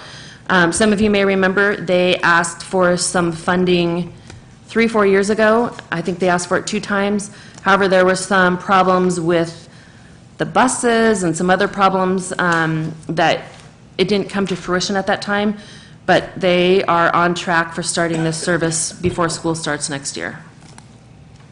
So our portion is the $6,500 that they're asking for. City of Corvallis is putting in money. OSU is putting in money. Lynn Benton Community College is putting in money, as well as the City of Albany. And that will be used as a match to leverage the grant funding for the program. Any questions, Kendra? Thank you, Kendra.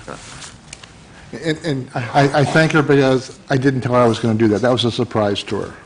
She did good.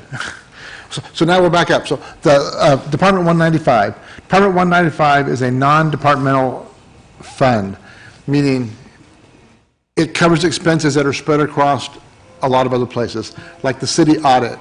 That doesn't belong to the police. It doesn't belong to finance. They audit the entire city. So that cost is here. There's. Are we going to wait a second? Because it's going to get loud here. So, Dean, before we begin, let's take a 10-minute break and stretch a little bit. Good call.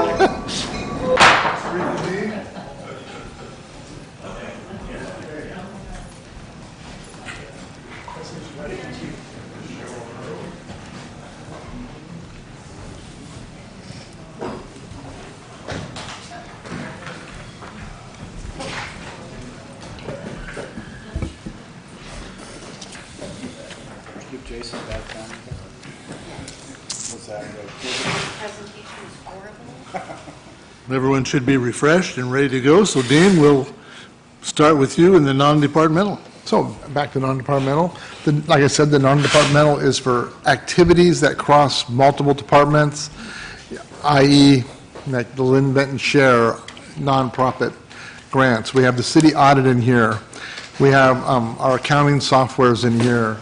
We do utilities, for the parks. We do a lot of the city water bills, electric bills for a number of areas. We keep the operating contingency in here. The 10% contingency is there on line 80005. That's the 10% contingency. There is some debt in this fund. It's some general fund operating debt. What else do we have here? Let me go back to the back.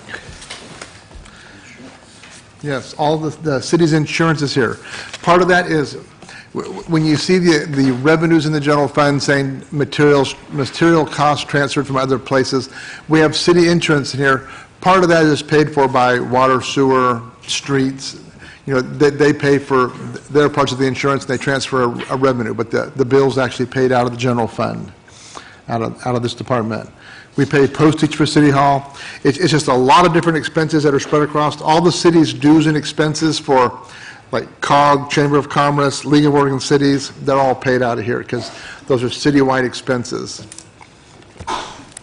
So there hasn't been a lot of change in this department, but that's basically it. It's just a lot of different expenses that cross a lot of places, different funds. So does anybody have any questions about any expenses here? I do. Yes, sir. Contingency fund, where is that exactly? Is it $750,000 for the whole year? And that's the thing we built up over the years. Right. And that's based on 10.9% of what number? Basically, if you were to take the total general fund budget, you won't find the 10%. You have to take the general fund budget, minus out the transfers in for salaries and materials, and then minus out the contingency number out of the budget, and then do your 10%. Okay. I think if you look in the detail pages, I believe I have a, whoops, there's a formula right here, under contingency, it shows you the formula for it. What page is that? It's page 27, all the way back under the miscellaneous tab, all the way in the back, in the details.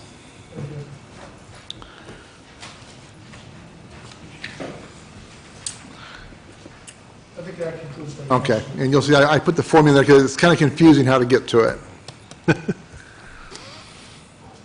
Any other questions? Any other questions? Dean? $100,000 payment to the fire department, Mhm. not budgeted. Right, We're looking at doing an amendment to the Northwest URD. correct. Why not budgeted? Because what the other John wanted to do is we're looking at doing an amendment to the URD, and the fire department's kind of pushing this to do a couple of projects for them, outside paving, some inside work, which adds up to, I think it's about $1 million of work that we need to do. So if this amendment to the URD goes into effect, then these payments would not be required. If that URD amendment fails, then we'd come back and figure out how to fund this contract we have with this fire department. But we won't know if that amendment, we're working on that. It should, if it goes through, it'll go through sometime in October, November, probably. Would it not be better just to put a placeholder for that amount in so we don't have to come back and scramble for that money? That's not the way the previous city manager wanted to do it. That's a big placeholder. Yeah, I know it, but it's also a big scramble for you Yes, it guys is. come October, November. Yes. Yeah. So that raises the question with me, what's the best way to handle it? I think historically, that's just the way, as I remember over the years, it's been done, and, it's worked. It's probably why it's done that way. So, Respecting the decision whether the amendment fails, succeeds, is that a voter thing or is that council? this amendment would be voted on by all the taxing jurisdictions in the Northwest URD, be the swimming pool, the fire department, the Lynn Benton College, So it's the entities. yeah, all the different taxing entities in the Northwest URD. Each of their boards get to vote on this amendment. I'm sure John's preference was to go through an amendment process, and that's why it wasn't included in the budget, because if it's included in the budget, then the entities you're trying to convince to support it would be pointing at the budget saying you've already got the money budgeted. Okay.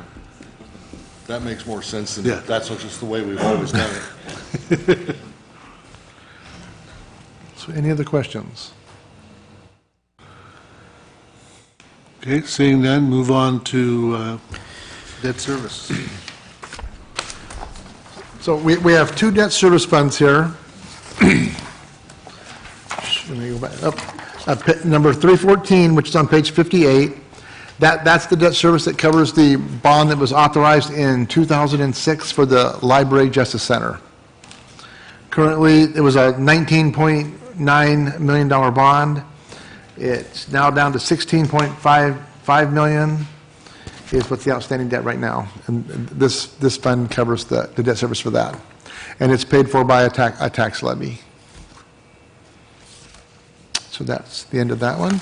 The next one is on number 320, which is the pension bond.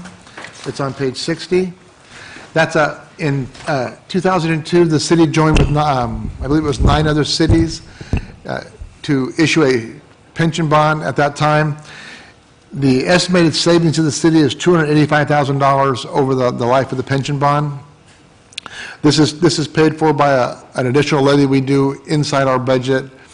If you look at the bottom of each page, you'll see in the departments, you'll see a PERS bond transfer. So what we're doing is, I think it's 3.09% this year, charged based on salary. So we take your salary times 3.9, and we transfer that money into Fund 320 to pay this bond when it comes due. In the past, that bond was paid for through payroll, but we had a problem. If we did it for payroll and then the police were short 4 officers like last year, well, when we ran payroll, the money wasn't transferred to the fund. So at the end of the year, I was short. So this year, we're now basing it on payroll, but I'm doing it to a transfer. So if the police end up 4 people short this year, or Public Works ends up 4 people short, they're still paying their part of the bond. So when it comes time to pay the bond, I have the money available. So we've had a little bit of a change in the accounting. It's the same number. I think the bill for that one this year is $167,516 or $517. So that's our 2 debt service funds for the general fund. Is there any questions? Seeing none, thank you, Dean.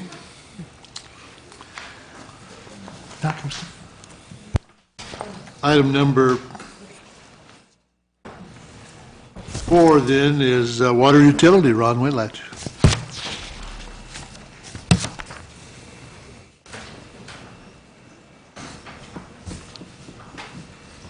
A, B, and C. A, B, and C, yeah. Thank you, Mr. Chairman, and Budget Committee members. We'll start out with the water fund, and then we'll, I guess, work through the rest of them.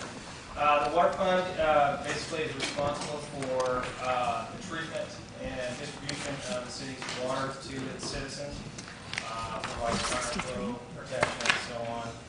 Utility rates are collected and put into this fund. That's where operations and maintenance are funded from. We also transfer revenue out of this fund to our capital funds and also our environmental fund. They go from there. Over the past 3 years, City Council has authorized 15% rate increases in preparation for a new water treatment plant, water storage reservoir, as well as some major main replacements.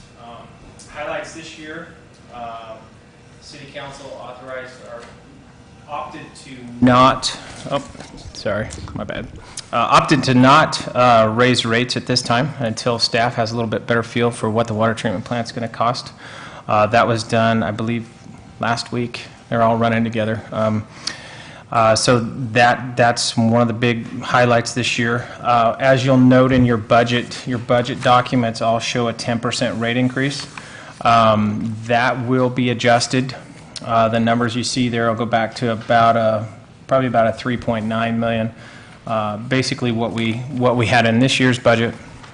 The only change to that, since we bottom line budget, will shorten the transfer to capital back to 1.4 million, roughly, instead of 1.8 million this year. So with that, we're also transferring $790,000 into our operations and environmental. That pays for OMI's contract. They operate our water treatment plant right now. It also pays for different DHS permits that we have to have with the treatment plant, along with payment to Albany for the canal. We do have a maintenance agreement with them. So with that, I can answer any questions about the water fund. Anyone have a question? Okay, Ron, continue. Okay. Fund 435, which is the water capital fund. Basically, funds from 430 are transferred to here. We use this fund primarily for master plan projects or our capital projects. You will see this year some of the highlights in that fund. South 5th Street water line replacement. That's in conjunction with our new reservoir that we're building this year. In fact, construction starts on that probably the end of June here. We'll start construction on that. A small portion of it we've attached to the West Side Interceptor project, which I believe about $50,000 just for some water line replacements. We've also got 7th Street, Sherman Street, and a couple other little water lines, as well as connecting water lines to our water treatment plant that we'll begin working on. And that's about the summation for capital this year. Good questions, for Ron, in regards to that fund? Seeing none, then let's go to the interface fund. I'm sorry? Go to the next one. Okay. Fund, did you want me to run through the, like, Fund 436, the debt service funds and whatnot? Yes. Okay. Those are basically where we've got existing water bonds. They're funded and paid for. It's a debt reserve fund. There's really no change to that this year. I believe that those mature in about 2021, and that debt will be finalized. So that's really, there's no change to that. Any questions regarding that? Okay. Seeing none, move on. Fund 450, Storm Drainage Utility. Storm Drainage Utility was implemented by City Council in 2010. Main purpose of this fund was to fund the operations and maintenance collection of our storm collection system.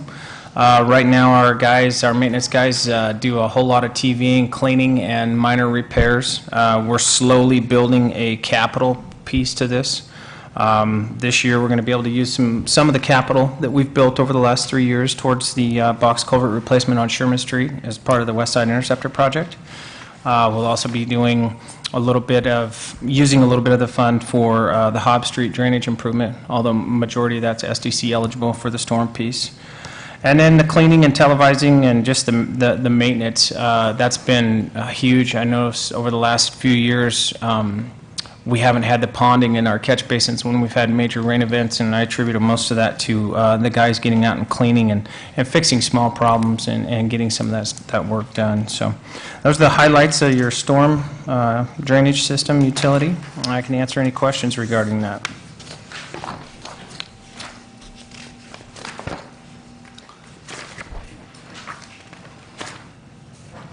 Seeing no questions, Ron? Okay. Fund 470, the wastewater utility. That is the fund that is responsible for the collections and treatment of the city's wastewater system.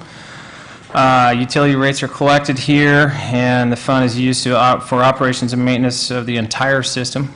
Basically, it funds the treatment plants, it funds the major mains, the small mains, the laterals, and so on. Over the last few years, Council has authorized rate increases for this fund.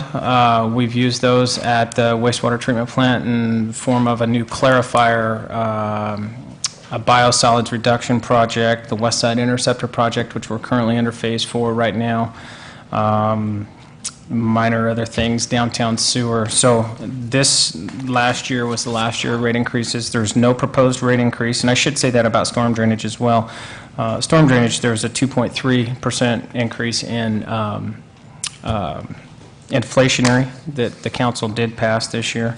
And Fund 470, we're recommending no increases there this year. The big highlights, we're transferring $1.3 million to our capital program, which will fund various projects, West Side Interceptor, some stuff out at the wastewater treatment plant, $280,000 over to our small sewer program, which replaces small sewers, laterals, and so on. And then about $935,000 again to our operations and maintenance fund, which goes to fund the OMI contract as well as all the DEQ regulations and all the testing that's required with that for our outfall. And I think that's about the highlights on the wastewater system. I can answer any questions about it. Ron, how many phases did we have in the downtown wastewater separation plan? We've got 4 to 5. Depends on how we do it. In the downtown sewer, right now we're on phase 3. We need to do phase 3 as part of our NPDS permit. That's one of the things that this last rate increase was for, and that's still on the schedule to do that. And whether we can do it in 3 or 4, or whether we'll have to actually have a 5th one, I don't know. It's just going to depend on how the funding plays out. Okay, thank you. Ron, on the, was it the CH2M Hill, have we looked at that as far as each time each year as the budget comes up, as evaluating whether it's cost effective to have them do it or have personnel do it? It seems like it's pretty obvious, but I just wanted to ask if that's been done. We do that on a yearly basis, and sometimes we do that even throughout the year. We've looked at it pretty hard as staff, and we know it's a big expense. And we've looked at it, and we've penciled the numbers out, and our feeling is that it's much cheaper to have them do it. They're able to utilize staff. You know, for instance, their mechanic is utilized in different areas around, you know, he's area-wide as opposed to just being on staff here. They operate it with 7 people right now. We've looked at that and looked at the cost based on what we think it'd be, and we believe it's better to have it contracted out. Okay. And we don't have anybody on staff right now that would be up to speed to doing that. That's a big task. So, okay. But we're constantly looking at it, yes. Okay. Any other questions for Ron? Okay, seeing none, thank you, Ron. Okay, moving on to Fund 474. That's the wastewater, actually the small sewer and lateral replacement program. Another program that was adopted by the City Council. We fund that with approximately $280,000 a year, sometimes a little bit more, sometimes a little bit less. What this does is it replaces small sewers. We pick, our maintenance guys go out and they'll TV and video small sewers and come back with a list of ones that we need to do and prioritize, and we'll get 1 to 2 a year, sometimes 3, depending on the length and depth of them. It also funds the sewer lateral program where residents can come in and if they've got a failing or aged lateral and they want to replace it, it meets a certain set of criteria. The city pays for the portion that's in the right-of-way, and the homeowner is responsible for the piece that goes from the right-of-way to the house. So it's a good program. We like to see folks do it because it reduces our I&I, and we know we have a lot of that. So there's no changes to that this year. Just continuing on with small sewers. Sometimes it's, you know, we'll have a priority and somebody will be out TVing and they'll come back with an even bigger priority. So we try to be fairly flexible with it and get the sewers as we need them so we don't have any major failures. So I can answer any questions about that fund. Anyone have a question? Okay, thanks for your presentation, Ron. I've still got more if you want me to keep going. I can stop at any time. No, that's right. You're not quite finished. Okay. Fund 475, wastewater capital fund. Here again, this money is transferred from the wastewater utility fund into our capital fund. The projects are done by either master plan or by capital improvement program plan. This year, West Side Interceptor Phase 4 is on there, which we're currently working on. There's an effluent pump station rebuild out at the wastewater treatment plant that we'd like to get started on.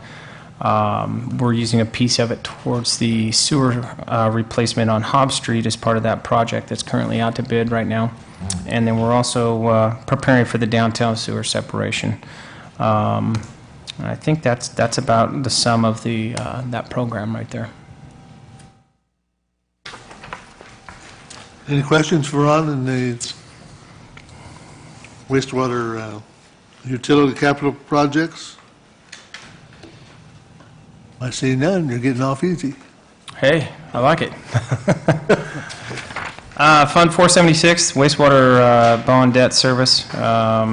Basically, this is where all the bonds that we've sold in the wastewater program, that's where they get paid for. In your detail sheets, or basically the description, the department description, it kind of gives you an idea of when some of them mature and which ones they are and what they're out there for. There's really no significant changes this year, other than we will continue to pay them and we have the funds to pay them. Can I point out one, there is a typo on this page. That's not 17.700 million, it's 1.77 million.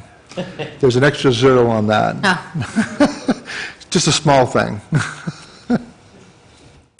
On that first, the end of the first paragraph. Oh, okay. He doesn't have that much debt. I was alarmed at that number. So was he. Okay. I'm like, whoa. Once we spend it, it's usually Dean's debt at that point, so we give it to Dean. So. Quick question. question. Mayor? And actually, maybe you might be able to answer that, but I'll direct it towards you. The 2000, March 2000, the 3.3 million, was that for the, that Walden Pond project?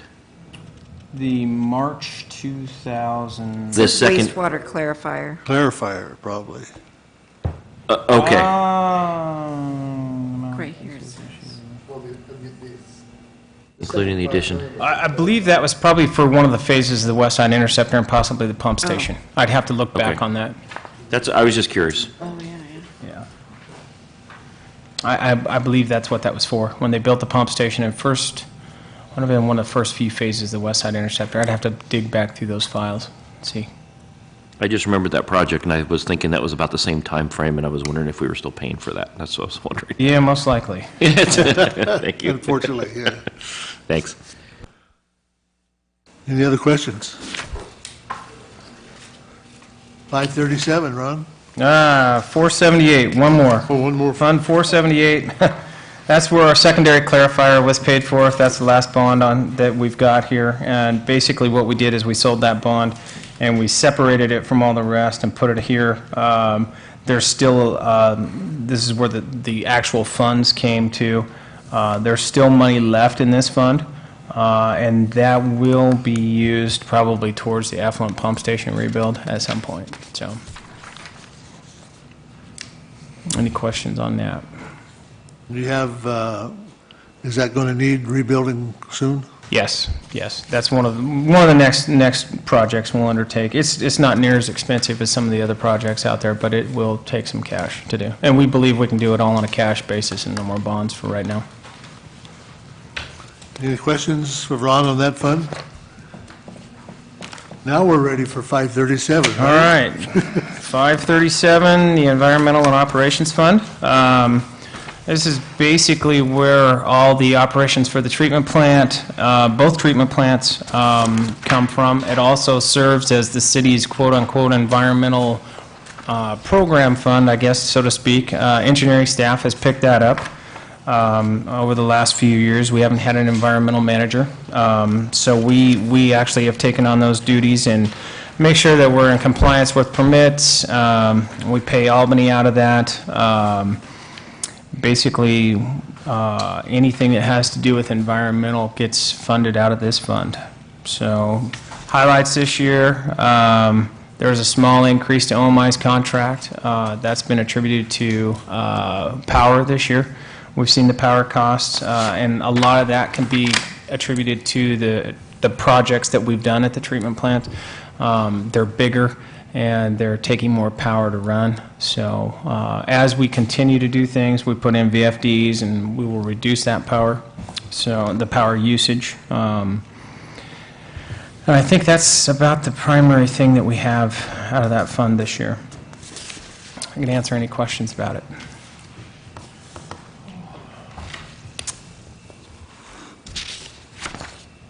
Seeing no questions from the committee, Ron? Okay. 550, Fund 550, that's the State Foot and Bike Path Fund. We get a small percentage of gas tax that gets sent to the city every year. We put it in this fund. It's eligible to be used on any eligible foot and bike path project. Right now, staff's looking at using that on the 7th Street reconstruction project that we've got scheduled for, I believe, 2014.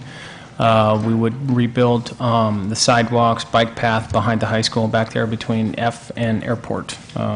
It would be used as to supplement that fund. So pretty minor dollar amounts, but every little bit helps there in that. Are there any questions regarding that?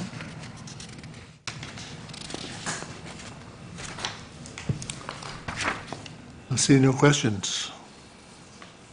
Okay. Continue.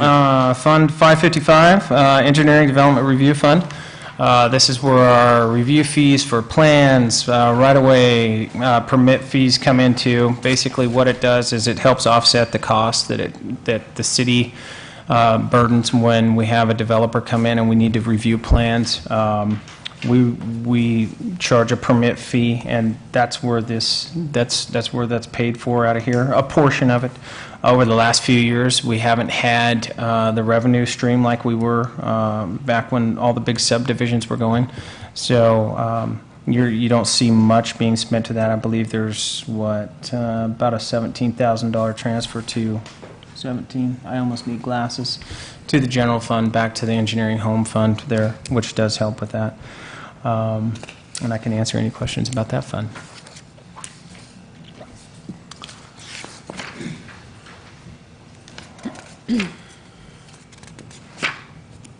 I see no questions, Ron. Okay. Fund 571 is our next one. That's our surface transportation program. Basically, every year the city gets a certain percentage of federal gas tax dollars. We opt to trade those out with the Department of Transportation, Oregon Department of Transportation.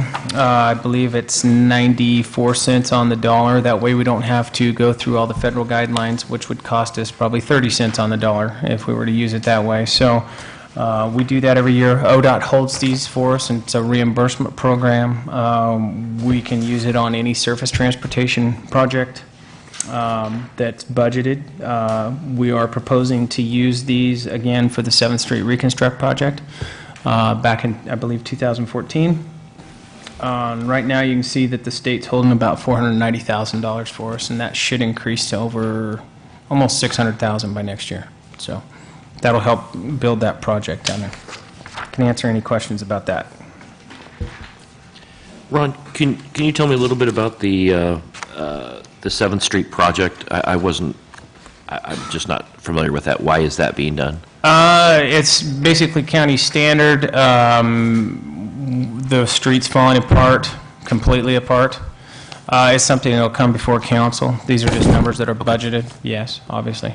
Okay. It's been in our capital plan. We have typically looked for high-impact streets with this, if we can get a high impact.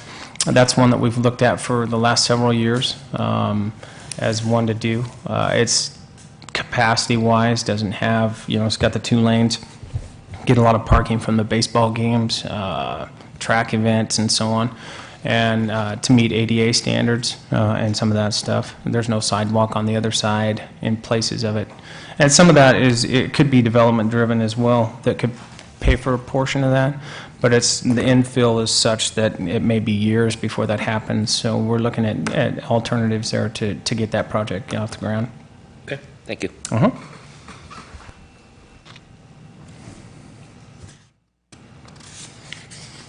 Seeing no questions? Okay, I believe that's all those, unless you want me to go through the capital funds in the 800 series, which most everybody has touched on. I can go through those if you would prefer, or I can wait. Go ahead, you're there. Okay.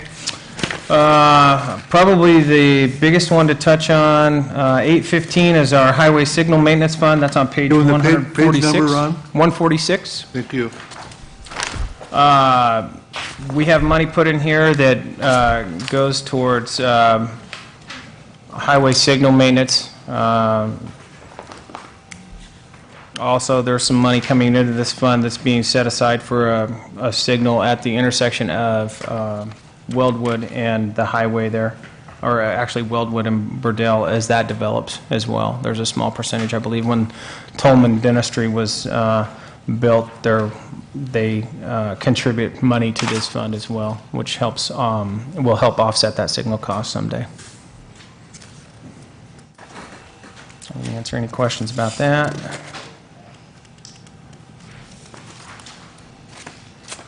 Fund 820, this one, equipment acquisition and replacement. This is where everybody's budget, water, wastewater, they reflect if you have vehicles or major equipment purchases, you transfer money to this fund. This is where it's held and accounted for, and it's, it's on a schedule when it can be replaced and whatnot, and that's what this fund is for. Dean can probably explain that a little bit better than I can. He's the one that runs that piece of it. Right. We transfer money here from all the other departments who put money aside for either their building or equipment replacement. Currently, this year, we have 3 departments who have put money aside.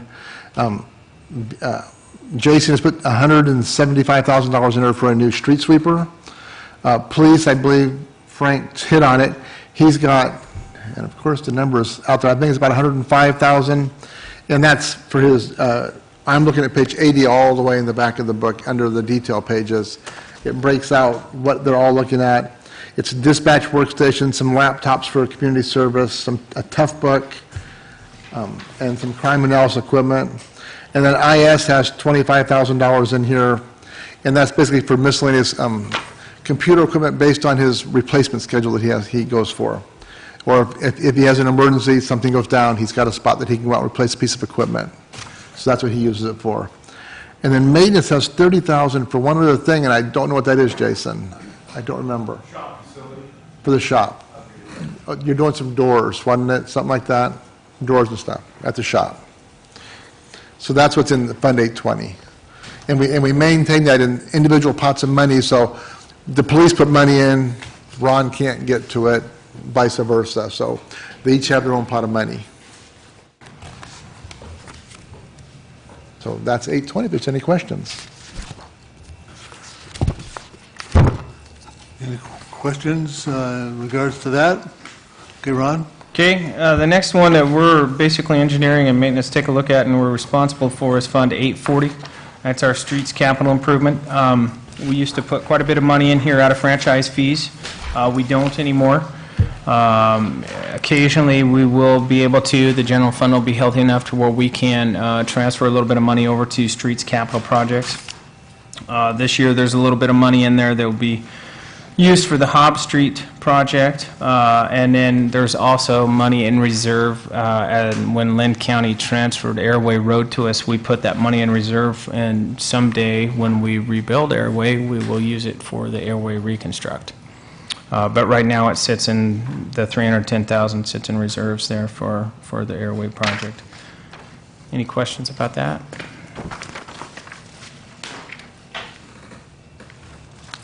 Seeing none. Okay. Probably the next thing, and I'll lump it all together if that's okay. If you have specific questions, well, actually, let me go to 845 first. That's our infrastructural deferral fund.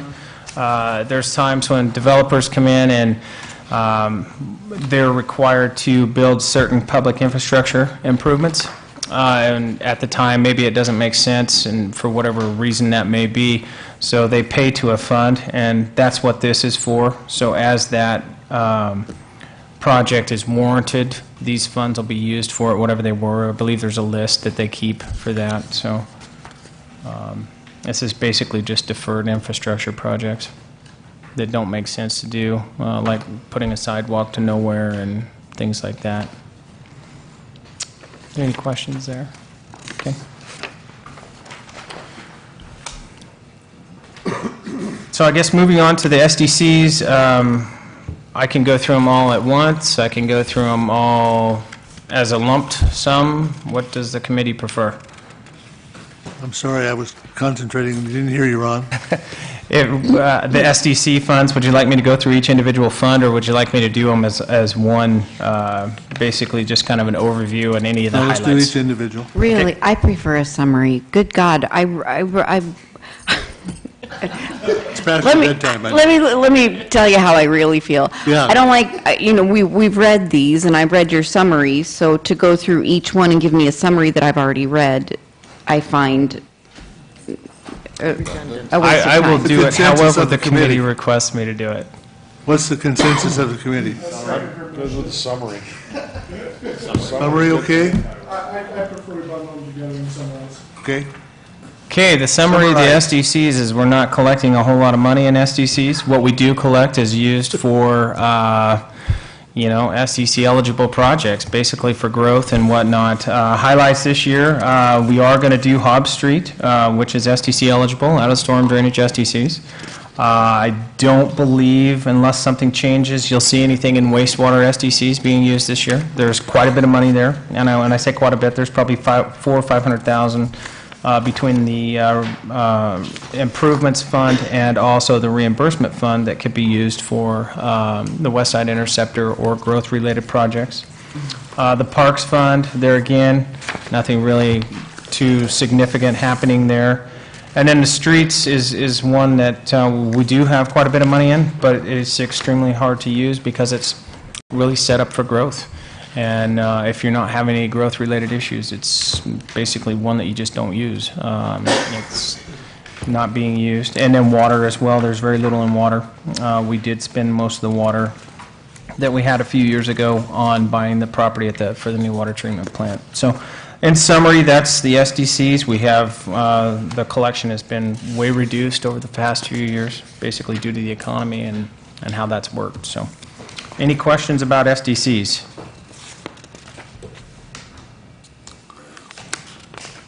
See none? And No I questions. do believe that's the conclusion. Unless you have any more questions, I'm good to go. Okay. Okay, thank you. Thank you, Ron. Uh-huh. Okay, Brent, we're ready for GIS and IS.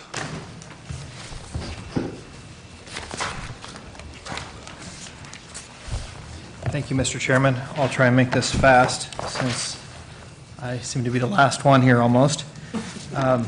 I manage budgets 540, which is on page 110, and 542, which is on page 116. The big project for GIS this year was a flyover of the city. You can see the map behind Councilor Grizzle here is a picture of the new flyover. We've completed that project and updated the data related to that project. It's complete. We're close to completing a software upgrade, which will allow us to publish many of our maps to the public. And the maps you see on the walls here are also new as a result of that project. So those have been going out to maintenance, fire, engineering, and other entities like Call Before You Dig, who use the data from that. 542 is IS. We solely exist to serve the other departments in the city. So probably the biggest focus this year was upgrading police. We had quite a few projects just to get them up to date. And other than that, we had a heavy focus on upgrading and stabilizing the network, which consumed a lot of this year. There was a budget adjustment done during the year to help us accommodate that. I think with that, you guys have reviewed the numbers. If there's any questions, I'd be happy to answer those at this time. Any questions for Brent? Seeing none, let's move on. Thank you. Just real quick, under the 500 section, there's a few small funds that we didn't put on for our director to bring forward, like the City Facility Fund 506. That's some leftover monies from an old program. Those are going to be used for painting this building this year, and that'll close out that fund. We have the Motel Tax Fund 510, which is the city collects 9% on a motel tax on the different motels around town. That's split. 80% goes to the Chamber of Commerce. 10% is used for city administration, then 10% is used for, basically puts the flowers down on Main Street. It's put at 10% of that fund pays for those flowers and to water them all summer. And I think that's all the little funds that are, oh, and then there's a library LSTA grant. That's some, which one? Oh, 545, good point. That's our custodial fund. And what that is, it's another internal service fund. All the other departments move money into there, and that pays for all the janitorial service for all the other buildings. So that's funded by internal transfers. Then we have the Fund 578, which is a library LSTA grant. That's a grant that City of Lebanon applies for, and it's used by Lebanon, Sweet Home, SIO, for those 3 libraries. And so they all have their meetings, and they all spend the money. Right, we're in the 3rd year of a 3-year grant, which is the Open the Doors Wider, which means that they were getting grants which helped pay for library cards. I think the first year it was like 90%, then it dropped to 70% and 50%. There was a percentage that they would pay for people coming back and getting library cards. We're in the final year of spending that money. They're in the process now of joining with Lynn Benton Community College. They're actually writing the grant this year. It'll still be funded by the city of Lebanon will still get it, but Lynn Benton will be involved in it. So they're working on a new grant this year. If you'll notice in here, we have 0 budget because we don't know what their final grant numbers are going to be. And the way Oregon law is, when you get a new grant, you can bring it back to council and get it budgeted right away. It's really easy. So we put nothing in here projecting that one. And the last one is the Gills Landing boat ramp, which it's really not Gills Landing. I think on the budget pages it says boat ramps, because this last year we added Cheetah Lake boat ramp to it. We used to get $3,400 a year for Gills Landing. Now we get $7,400 a year for the 2 boat ramps to maintain those from Fish and Wildlife. Fish and Wildlife? That guy, Oregon State Marine Board, pays us $7,400 to maintain those 2 boat ramps. And those are the small ones that we didn't really have somebody come and do a presentation on. Okay. Thank you, Dean. Mr. Chairman? Yes. Could I go back and ask, Brent, I had a question for you, please. I'm sorry, you kind of ran away quick. Good job. Yeah, that was smooth. I was coached by Dean. I just want to ask on the page 237, the authorized personnel schedule, you've got the 3 personnel, you've got the 2 IS analysts. Do you have a second person? Or do you just have the 1? Because here it shows IS analyst 2 full-time employees, and it continues to show 2. Do you have 2 analysts or just 1? Right now, I just have 1 full-time city employee. I lost an employee last summer, and so we have been using a peak contractor to help, and we also we also contracted with another employee who's doing GIS and IS, so he's wearing dual hats. The plan is, with the approval of this budget, to make that basically backfill a position, which would give me 2 full-time analysts in the IS. That's why I was just, because it looks like 222, like it never changed in it. Correct. And I know you lost one at one point, so that's why I was asking. Yes, sir. That is correct. If you remember, I think it was last November, it may have been right before you guys came on as the new council, we came to council with a budget amendment, and we took money from salaries down to contract when we lost that 1 employee to use it as a contract for the end of the year. Okay. But what we're doing now is we're just moving the money back into the full-time salary. Okay. And I've heard they're doing a good job. Is that correct? They're doing an excellent job. Good. Yeah. Okay. Thank you. Any other questions? He's hustling off again. Yes. He's going quick. Run! Dean Top. Well. I think that concludes our presentations. So now I guess I would open the floor to the committee for any discussion and input. For those that have anything they'd like to bring forward, and let's start down here on this end. Bob? Okay. I do have a concern. We talked about the park buildings at River Park, Century Park, and the lack of a building in Columbus Park.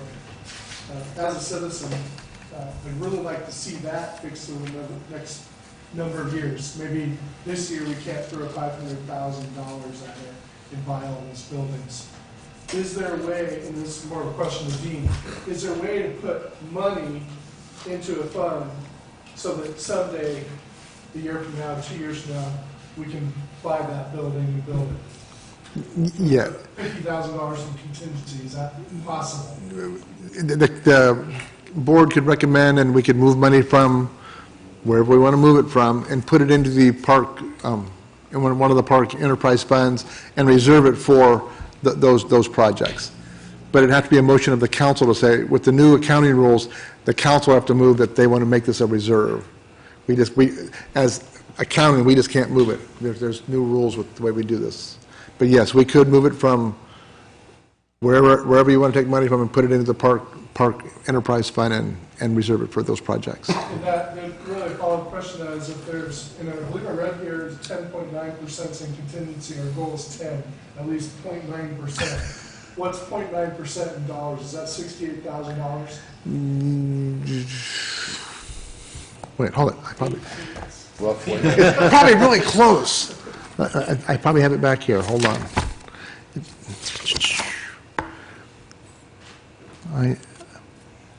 What do I need?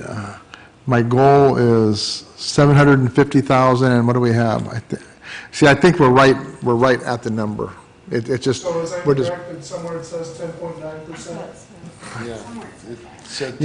it may have, and that we made some changes right then. I may have missed a number. Sorry, because it was higher. Then we went back right at the end and made some changes. I think we're right at 700, right at 10%.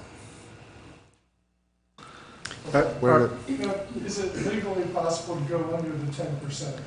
Yes, the 10% is a council goal. Rather than There is no law, there's no set, I hate to say it, you can make it 0, but that's not fiscally responsible. But that's a council's goal. I guess I think we can, John, you can clarify this, but you can give direction from the budget committee to council or staff to bring that to council for review and to look at. But I can't actually make a motion to put $50,000 in the fund. No, actually, what we need to do is, at this meeting, because you guys are going to approve this budget, so if you want to make changes to this budget, then you would make changes.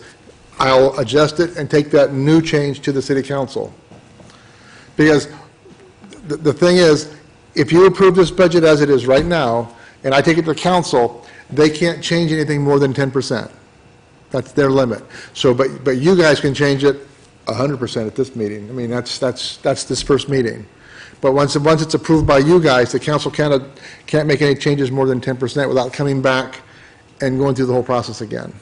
But alternatively, you could also accept the budget as it is and send a message from the Budget Commission to the council saying that we think there needs to be a capital project developed for our parks facilities, and we want to see it next year or whatever time frame you put to it. Sure. Do I need to make a motion for that, and then people vote on it, or no? If you're sending it either one, you need a motion for it, in my opinion, if you want the way to the Budget Committee to come forward to the council. Okay, motion to make a recommendation that we take $50,000 from contingency and put it towards capital improvement for parks, specifically for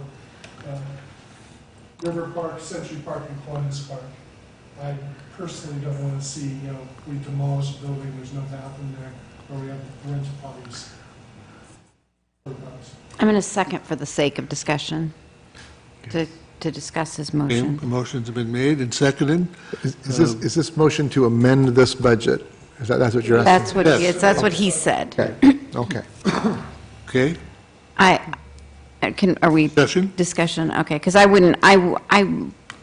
don't support taking it out of contingency, especially if we're right at the 10%. And I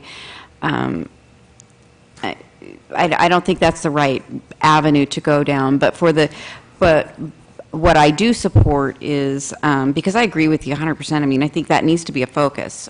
We need to focus on it. It's past time.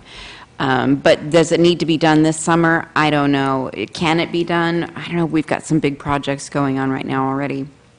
So I support this body bringing to a message to City Council, like you were saying, to say, hey, this needs to come back onto the radar, and by this time next year, this body hopes to have some sort of a plan, some sort of a something, okay, we think we can do this in 3 years, or, you know, some sort of direction that way.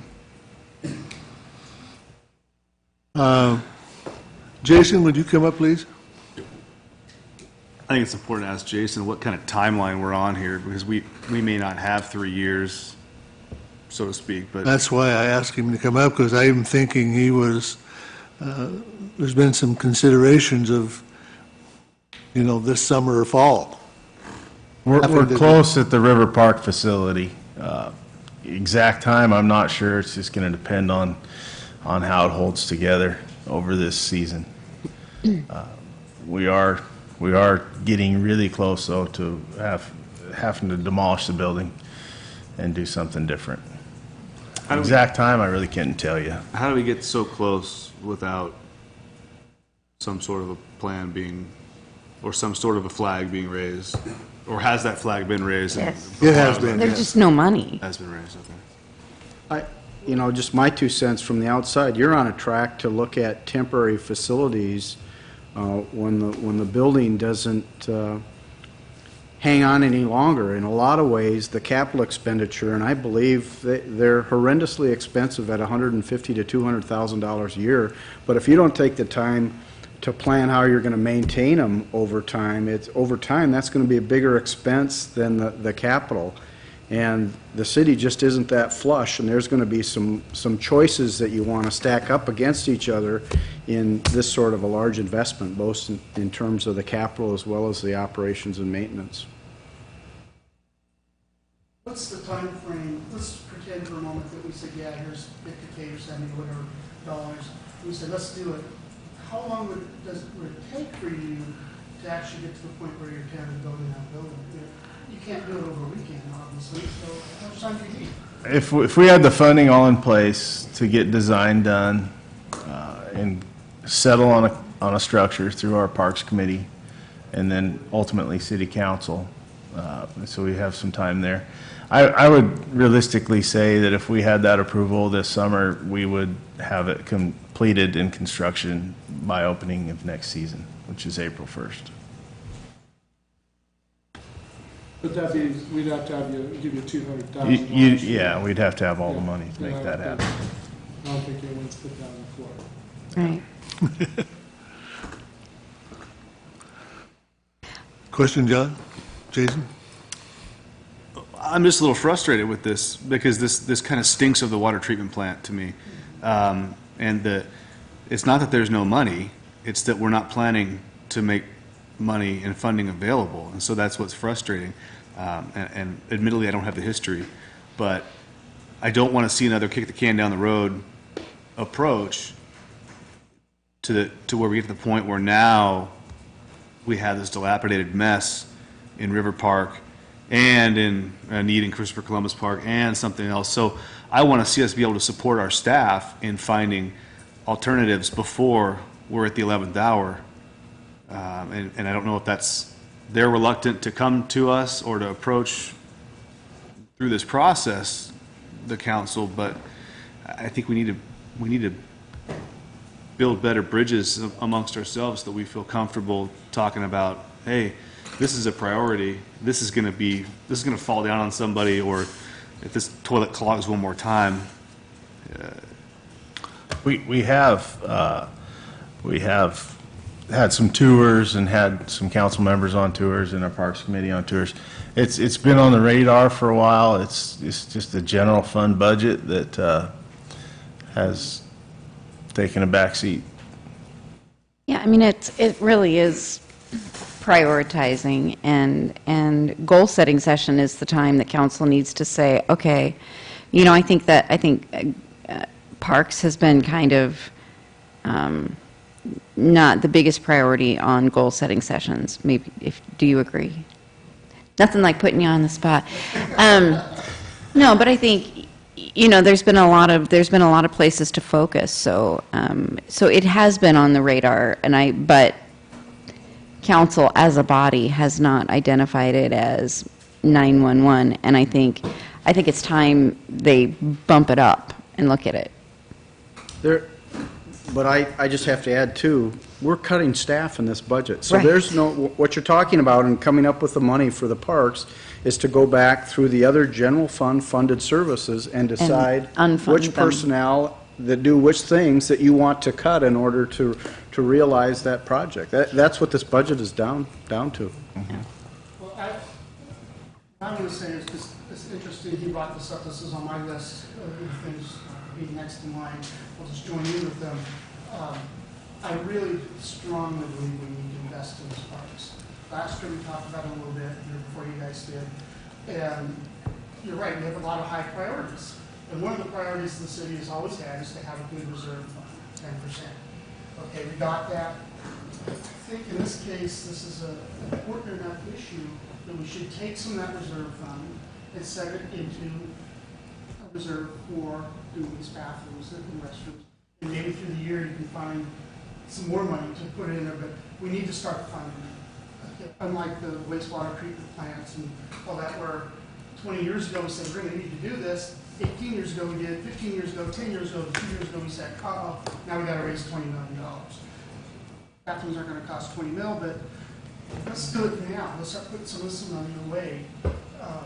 If we can find some places in the budget where we can trim a few dollars, let's do that tonight so that the staff doesn't have to scratch their heads and stay up until 2 in the morning. If not, let's just take $50K out of the reserves, the contingency, put it in there as a starting fund. And then as it goes on, maybe next year we have the same conversation. Say, hey, look, we got a third set aside. Next year we have some more. We need to start thinking ahead. Instead of going from a 1-year budget vision, let's go to a 5- and 10-year vision. We say this 1 year is just one step that we got to do. We got to get the city back to where we're funding things that are going to break in 5 years and 10 years. So when it happens, we can say, hey, we got money, we're set. Right? We did it kind of in the last couple of years with the water funds, and everyone's crying because they're paying an incredible amount. I'm paying 3.5 times what I paid when I moved here 12 years ago. Okay, let's not do that for parks. Right? We only got a couple, let's take care of them. So I'm saying let's do it. Let's put the 50K in there and start the discussion rolling on how do we fund this thing. The only place I saw where I think that we're over budgeted is in the legal department. We have $36,000 in outside legal expense. That's 30% of the basic cost. And I'm wondering why we have to have $36,000. Let's take some of that and put it in parks also. That's a possibility just for discussion purposes. I strongly support putting $50,000 at least, $50,000 parks. Any other discussion around the 50,000 or parks? I have a motion and a second on the floor, so it's time for discussion before we vote. Mayor? Yeah, I tend to agree with both of you, that I think that we need to put some money aside and not fall into that, we're in an emergency mode, we're tearing down the building and we have nothing. And the contingency is important. I know we need to keep the 10%, but I think that a small portion of that set aside, I don't think would hurt at this point. Is that the best way to go about it? I mean, Well, Go ahead. I can give you my take on it. It's certainly the cleanest way to say contingency is going from $750,000 to $700,000 with a $50,000 reserve for future parks facilities.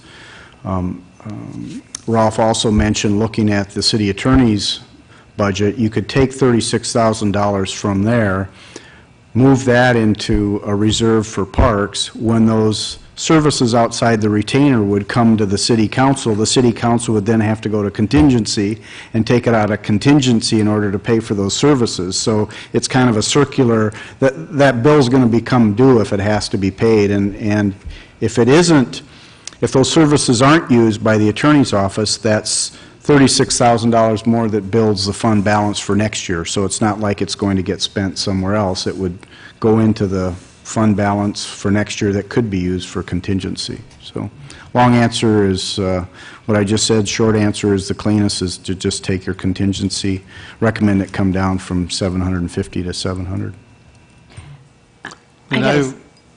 Go ahead, Rebecca. Sorry, I got to say, I'm 40% with you guys. I'm 60% against you. You're 60% wrong. I just think it's really easy to start chipping away at contingency fund with little things that that are important, and it's really important to have some sort of an emergency fund. What qualifies as an emergency, I don't know, and maybe a facility that is getting ready to be condemned gets me very close to saying, okay, public safety, and it is a facility that is very important for the economy. I'm really close. I'm not quite there. Dean, when's the last time we actually dipped into contingency?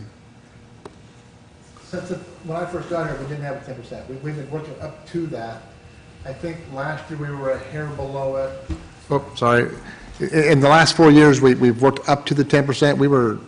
It's been down as low as 5% when I first got here. We've kind of got that. But when's the last time we actually had to go to it? To get below the 10%? To use it. No, to use funds. Probably when we did that budget amendment last November, we used some contingency funds. And what was that for?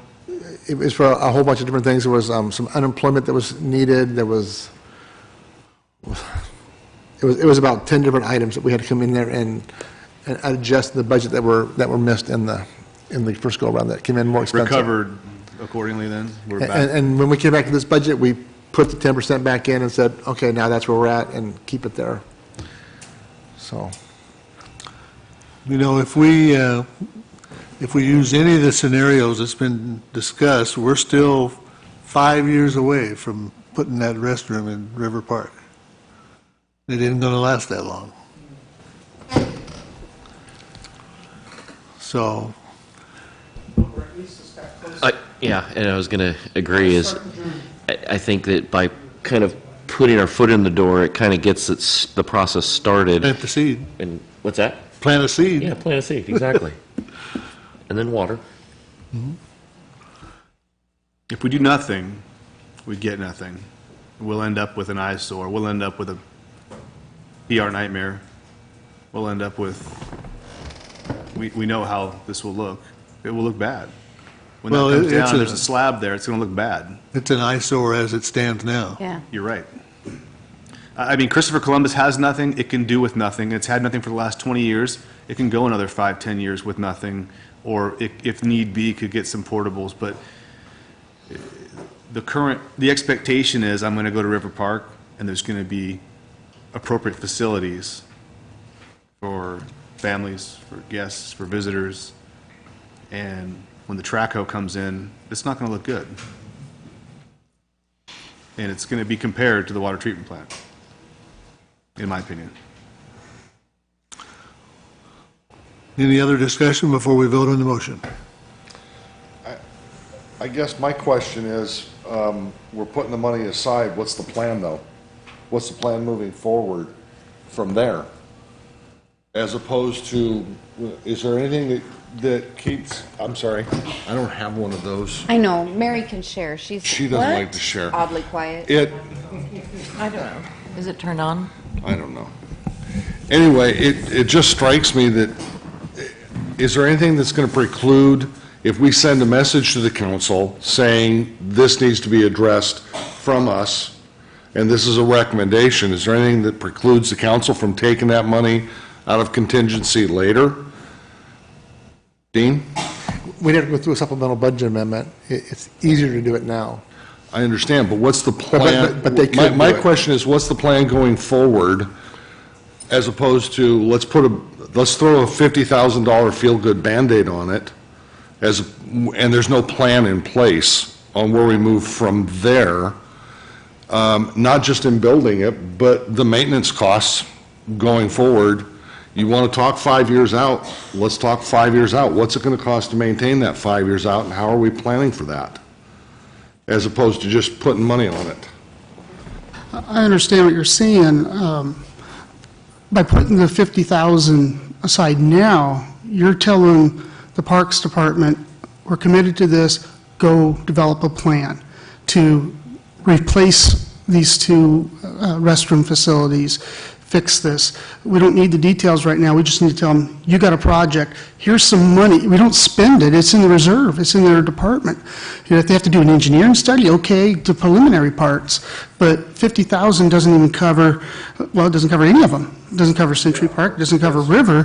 That's why I'm saying, what are we accomplishing with it? We're starting the process. I would say from a staff perspective, listening to what the motion has been and the discussion is, it's inferred that staff will be tasked to come up with a plan to show how it can be feasible over X years of time with these contributions, and here's how we're going to maintain it. So your concern is inferred in the motion as far as from staff's perspective.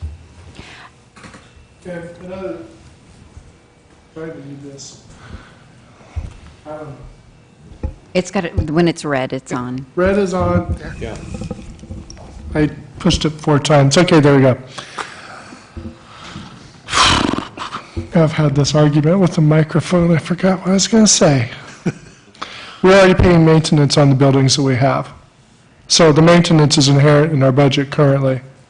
And in fact, I suppose if we have a new, correct me if I'm wrong, a new building costs less to maintain than an old building.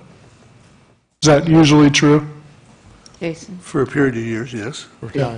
Short term, yeah. So the maintenance, I don't think is an issue. I think it's the capital expense that I'd like to send the message, yeah, we need to do that. And I think you're right. I think it's inferred in the budget that at some future point, city staff says, okay, parks is important for our people, and we'll make contribution to that reserve fund for the future. I'm done. You know, and I think that the staff is here, some of the council is here. We've heard the message that this is something that we need to take issue with. And even if staff were to say at some point in time during this budget time, they can always bring a supplemental budget to council for some kind of funding or approval. But we, I think the message is very clear in terms of the road that we're going to travel. Yeah. And I have a motion on the floor for $50,000 to be taken. Did you want it taken from the 750 tonight? Yes. Okay. Make your motion again. So I make a motion to take $50,000 from the contingency fund and put it in a reserve fund for parks to be used to improve the park structures at River Park, Century Park, and some future point, Columbus Park. Although I think priority really suggests the failing structure at River Park. Could you also add understanding that this takes us below the 10% contingency? Yes, with the understanding this takes us below the 10% goal for contingency. I second the motion. Are you withdrawing the first motion? I'll withdraw the first motion. And is the second withdrawn? I withdraw my second. Okay. Then I have a motion on the floor. Do I have a second? He second. Okay. Discussion of that motion. Okay. All in favor signify by saying aye. Aye. Aye. And opposed? Nay. Nay. Need a roll You may call. want a roll call. Okay, let's have a raise of hands for the yeses. 1, 2, 3, 4, 5, 6. And the noes? 1, 2, 3, 4. The motion passes. 60-40. See? She's got foresight, if nothing. I can be a freak of nature like that. Ralph, Can I get the nose again? Hands up again so I can get it all recorded, please. Thank you. In there.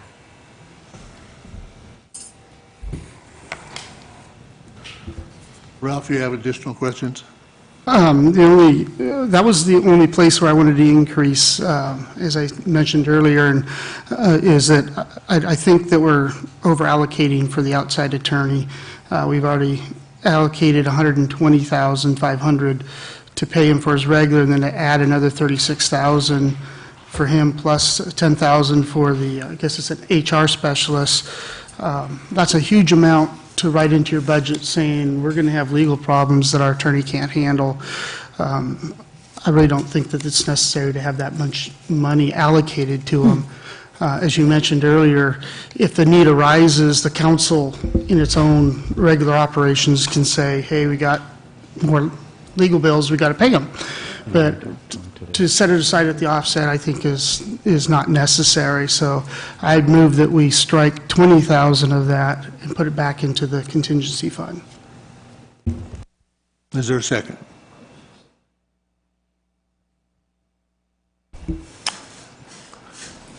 The motion fails due to a second.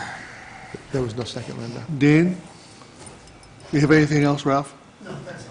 Dean, you have any questions? No. Rebecca? Nope. Mary? No, sir. Mr. Elfus? Jason? Nope. Okay. Then before we adjourn to the Urban Renewal District, we need to approve the 2013-2014 budget as presented. As amended. As amended. Move for approval as amended. I second. Discussion? All in favor of the motion signify by saying aye. Aye. And opposed? Okay. Now we have to approve the taxes for that budget. So would someone, the chair would entertain a motion for that? Motion to approve taxes for the 2013-2014 fiscal year at the rate of 5.1364 per thousand assessed value for operating purposes, and the amount of $1,461,739 for payment of bond principal and interest. Thank you. I would second that. Motion's been made and seconded. Any discussion? second. All in favor signify by saying aye. Aye. And opposed?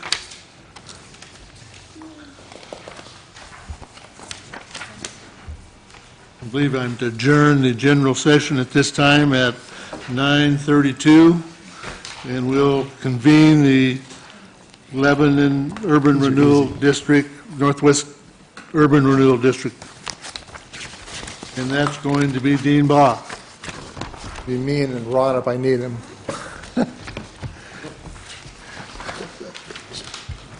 So basically, we have 3 URDs. They're basically all for the same purpose. They're for economic development.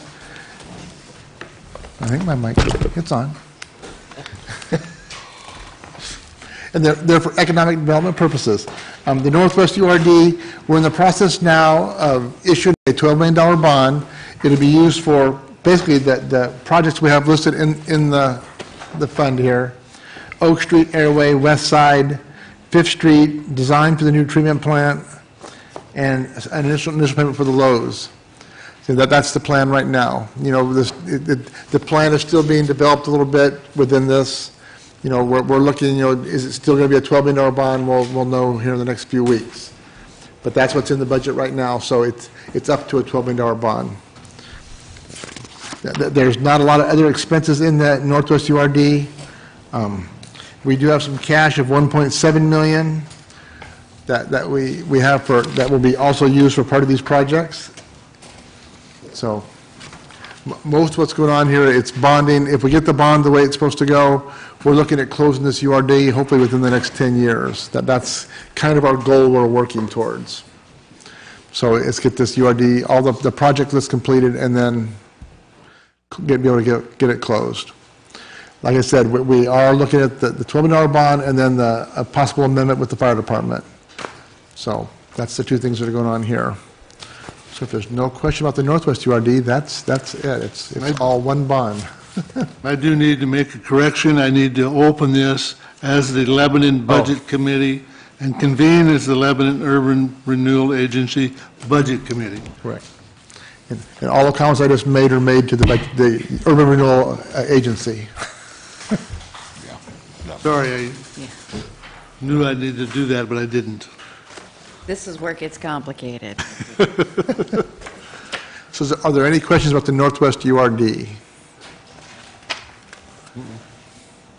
Can I move to approve the Northwest URD budget? I have a question, John. We've always had resolutions for those. We don't this year. Is that, or Dean? Well, there's resolutions back here, but I was told in the past that this group doesn't need to approve the resolutions. What you're doing is approving the budget to get it approved, and then the resolutions go to council for adoption. That's right. Okay. We kind of did it, we did it wrong last We've always done it the other way, so. Wrong last year. Okay. Beat this thing. I'm like him, I don't like it. The chair would entertain a motion, if I haven't had one in a second, for approval of the Northwest Urban Renewal District Fund budget. Yeah, you have them. You did. Yeah, you We already did have have a them. motion to approve and a second. Okay. You're good. Any discussion? All in favor signify by saying aye. Aye. And opposed? Okay, Dean, we'll go to the next. The Cheetah Lake URD, which is Cheetah Lake. 935. The URD taxes. Got to do the Oh, yeah, you got to do taxes. taxes. Sorry. A motion to approve the Northwest Lebanon URD taxes for fiscal year 2013-14 at the rate of 100% of the amount from the division of tax. Second. Discussion?